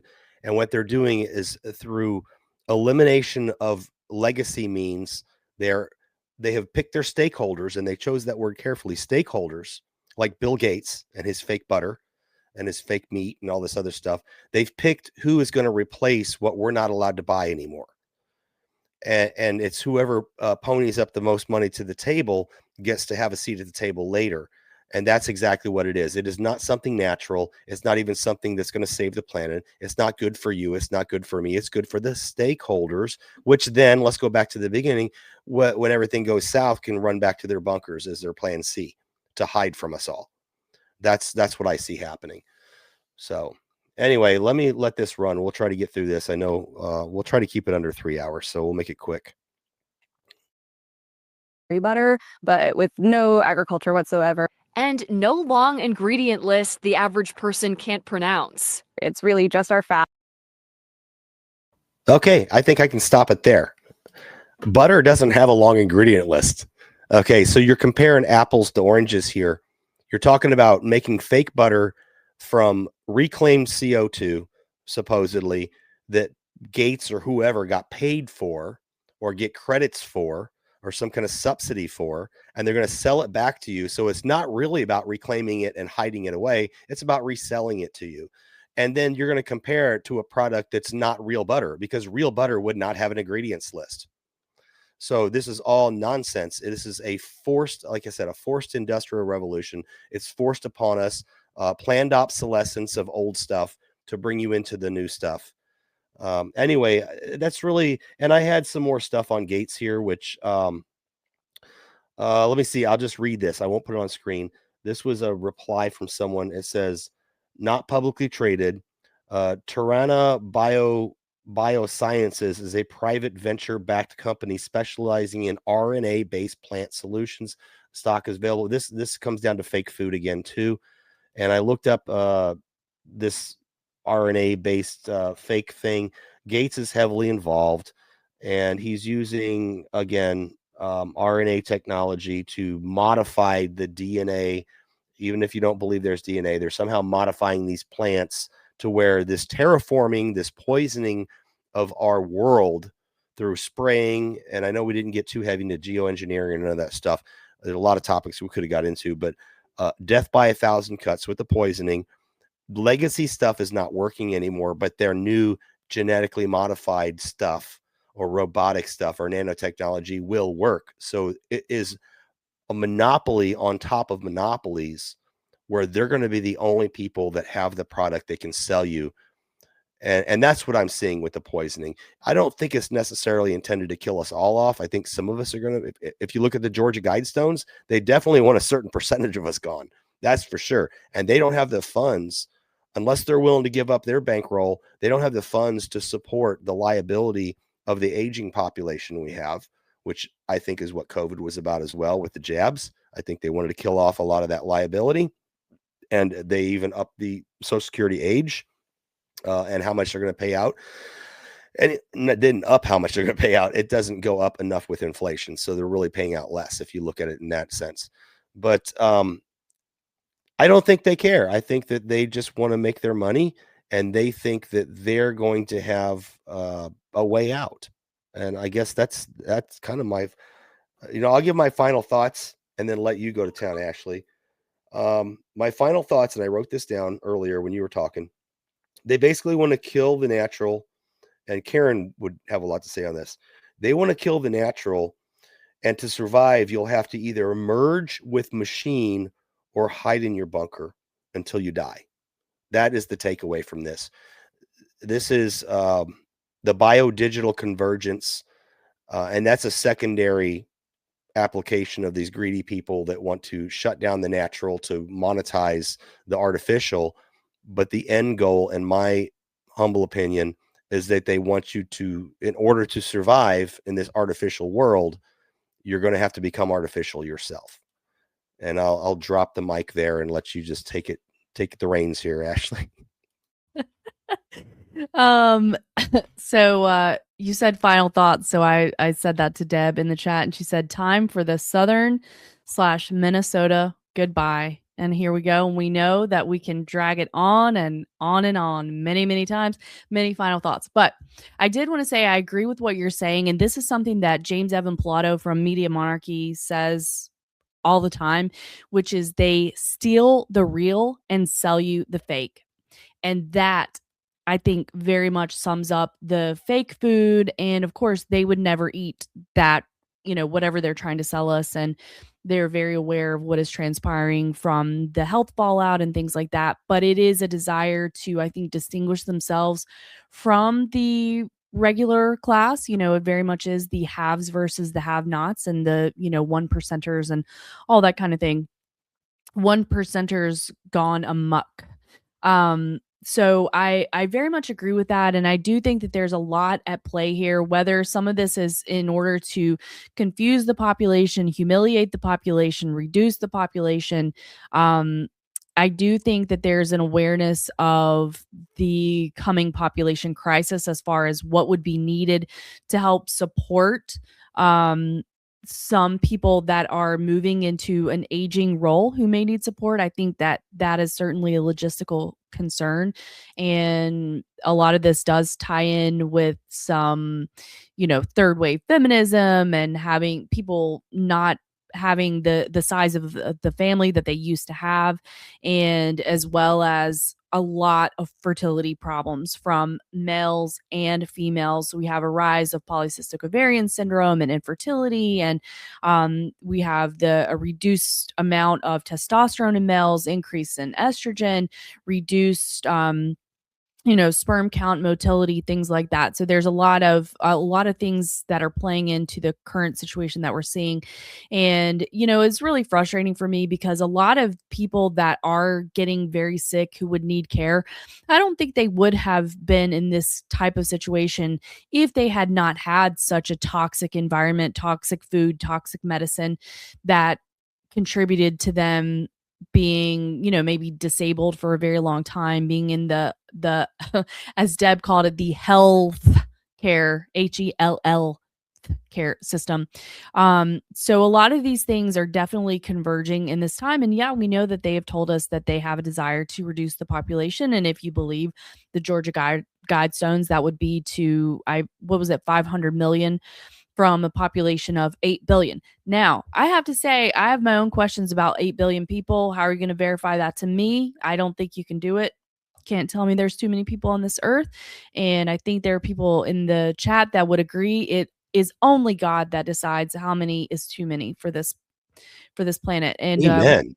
yeah, we don't need people like Bill Gates or his eugenicist ilk to tell us that, to lie to us about that. We have no idea if there's 8 million people at all. We have no clue. But even if we did have that many, we're still all on this, shout out to Doc Rock on this pancake shaped entity, or the globe entity, or the flat, or whatever you want to say. We're all still here. It's still holding us up. So it ain't too many. Now, having said that, I want to try to not do a ton of final thoughts. So I was thinking that I can wrap up and then maybe you can shout out our chat. You can do the shout outs if you want. And please mention Doc's show tonight and Tiger. Let's talk about promote these guys. Yeah, definitely. So obviously we're missing Karen. She was here earlier and I think I just see her in the chat. She had plans with her grandson. She was going on a park trip, but she is going to be helping AT Franco produce his show that he has on Saturday nights, and I believe it's 8:30 p.m. that starts. So correct me if I'm wrong, but it's 8:30 p.m. I'm pretty sure Eastern time on his Rumble channel, and he has a 15-minute set where he mixes it up and then he takes requests. And I'm not always able to be in there, but when I joined, it was a lot of fun. People are making requests. I requested many different things. I requested Jimi Hendrix. He played it. It was a lot of fun. Really enjoyed it. And then also happening concurrently is our friend Doc Rock. I had the message pinned, but it left. So he has movie night tonight. And if you are interested in joining and want the link, then you can join his Discord and figure out a way how to get in there. So sorry, I was looking at the chat to see if anybody chimed in because I had it pinned there for a moment. But anyway. Yeah, I didn't unpin it. I don't know who unpinned it, and I don't think there's a time limit on it. So that's weird. Yeah, it could have potentially timed out, perhaps. Well, Doc, you can drop the link again and we'll repin it. How about that? If you're still listening, Doc. Yeah, and he may have been he may be doing something else or prepping for his show. And Spirit said that Saturday Night Anarchy is also tonight. And I'm not sure what time those guys start, Paul. But they are over on Rumble. So if you search Saturday Night Anarchy, and I know a lot of our friends, Tom, Paul, Yona, LJ, Little John are often over there. Oh, and Sweets did drop the link for the Discord. So I'm going to pin that message. So if anybody wants to join, and of course, if anybody has any questions, or anything to, if you want to reach out to me at all, again, please feel free to send me a message, thinkchangerepeat@gmail.com. And I'm going to go ahead and do the shout outs here. Real quick, Ashley, before you do shout outs, my mouse just died. It's a wireless. So all I have is thank God I have a hotkey where I can mute and unmute with the push of a key. But you have to do all the producing from here on out because my mouse is not working. So you have to shut us down and everything. All right. Okay. Yep. No worries at all. No worries. So We had White Wolf, Narrow Way, Narrow Gate, Levi. We had Little John. We had Spirit of the Age. We had I'm Marty, Big Ron, Bry Deb Mac, Geesebusters, Doc Spoiler, Ronnie Omelets, Nostradamus, Devin Oyen, Karen Peterson, Sweets, LTO or LT Oracle of Truth, Radio Sack, Bronx Stomper, Ghost Art, Guard Goldsmith, Igwa, Be My Valentine, Misfit 1904, Tom Cooper, Yona, Do Not Obey, Handy, Brian Taylor, TK2 Beyond, James from Salcedo Paranormal, Greg Talent, Rocky Macabre. And I think we got everybody. Did I say Bronx Stomper already? He was in the chat. If I forgot anybody or missed anybody, blame Jason because he was the one that was making this list today. So definitely blame him and not me. I've always wondered what would happen. My old mouse used to plug in and I could charge it or use it as a plug-in mouse, right? But it broke and I got this one that takes batteries. I'm like, what's going to happen when the batteries go out mid-show? Finally happened. So there you go. Yeah. There you go. Yeah. So let's do shout out. So Bronx Stomper again will be on next weekend. Karen's going to be running that up, and I think it's going to be partially a part 2 to this. Plus, I think they have some other stuff they want to talk about. Angry Tiger again tonight, as you mentioned, and then I wanted to mention Tom. Tom does a show Saturday Night Anarchy.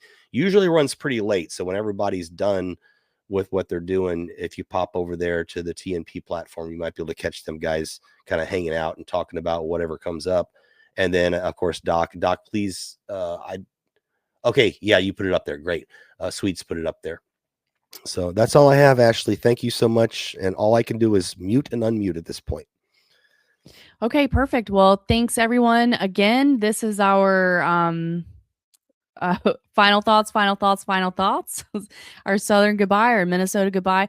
But it was really great to see everybody. Karen, we missed you today, and I know you're here in the chat.